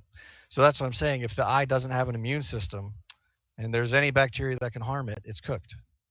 Right, but like that's not originally what I was saying, but I dropped the earlier point. But like eggs don't necessarily have an immune system, or plants don't. They're in water. Like there are lots of things in water that don't decay. I mean, eggs is a great example because eggs are formed inside the chicken. They are laid, and then they have a film that protects them. If you wash an egg and don't immediately put it in the refrigerator, you've taken that protective film off, and in a much quicker amount of time, it will rot because it's much easier for things to get through it. Yeah, but it could just also be like if you wash it off and put it in a sterile environment, it's going to be fine. So there's different environments where the bacteria, like not all bacteria are everywhere in the world. So if you have an egg in a certain location, it will be able to survive just fine because the bacteria that could kill it isn't there. So like it doesn't seem reasonable to me to think that all damaging bacteria are everywhere at all times and that something couldn't have formed. All are. So I guess a good way to test that was find a place in the world where you can wash an egg and it not rot faster than if you didn't wash it. That'd be a great experiment. And then I'm sure those perhaps exist. The eye happened there. Yeah. Like the what's it? The salt flats probably would be a big example where that probably would be the case, or the Dead Sea probably would be the case. Places where there's lots of some kind of something that cleanses the bacteria. I would things survive organisms survive where you wouldn't expect them to. So I don't even know if I'd wager that, but yes, that's a great test. Give that a shot. Yeah, it definitely seems to be the case that there isn't a problem where certain organisms can form where bacteria aren't killing them, because I think that's like, I don't think there's always going to be killing bacteria everywhere. It kills everything. I don't think you could find a place where it isn't, because Well, it is today for everywhere. sure. I mean, well, sure, but then yeah, but that means then you have to assume into the model that there's places that it wasn't, even though today we see that it is. Well, yeah, I don't Right? think as an evolutionist, I don't think all bacteria have always existed at all times. I don't think it's universal in that sense. I always think there's some that eat some other ones, but I don't think all bacteria eat everything always. So I definitely think there's Yeah, going to but be do you see areas. how that logic is circular and doesn't work in a way? Because if you say those bacteria must not have existed because I don't think they had to, and obviously evolution worked. Well, for me, it seems far more reasonable that some kind of bacteria would have existed that would have harmed it, because bacteria eats stuff. It's what it does. And so it seems more reasonable that something would have prevented that eye from closing, having no pumping systems, having no cleaning systems, and there was absolutely nothing there to rot that structure before it had any system.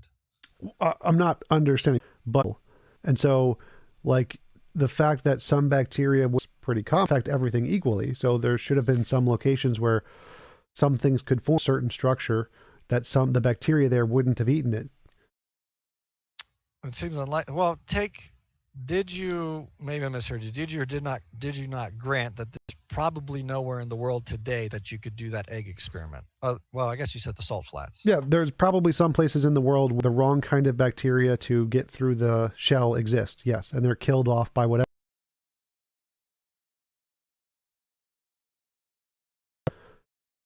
to cater to that kind of material. Yeah, I think operating off of a what if may not get us very far with this. So we may have exhausted the egg. And Overall, would you like to give a closing statement and where people can find you for like links or your YouTube channel or whatever? I don't have any links to any YouTube channel. I really appreciate the time. It was an honor to be on. I watched some of your material. I've really appreciated your debates, and I like. At times you're a contrarian. At times you're a free thinker, and you just tell people what's going on, even if it disagrees with whatever you're saying or whatever they're saying. So I really appreciate the work you're doing. Just to respond. So you don't have to believe that, but I would encourage you to investigate it. Awesome. Thanks again. Thanks again for coming on.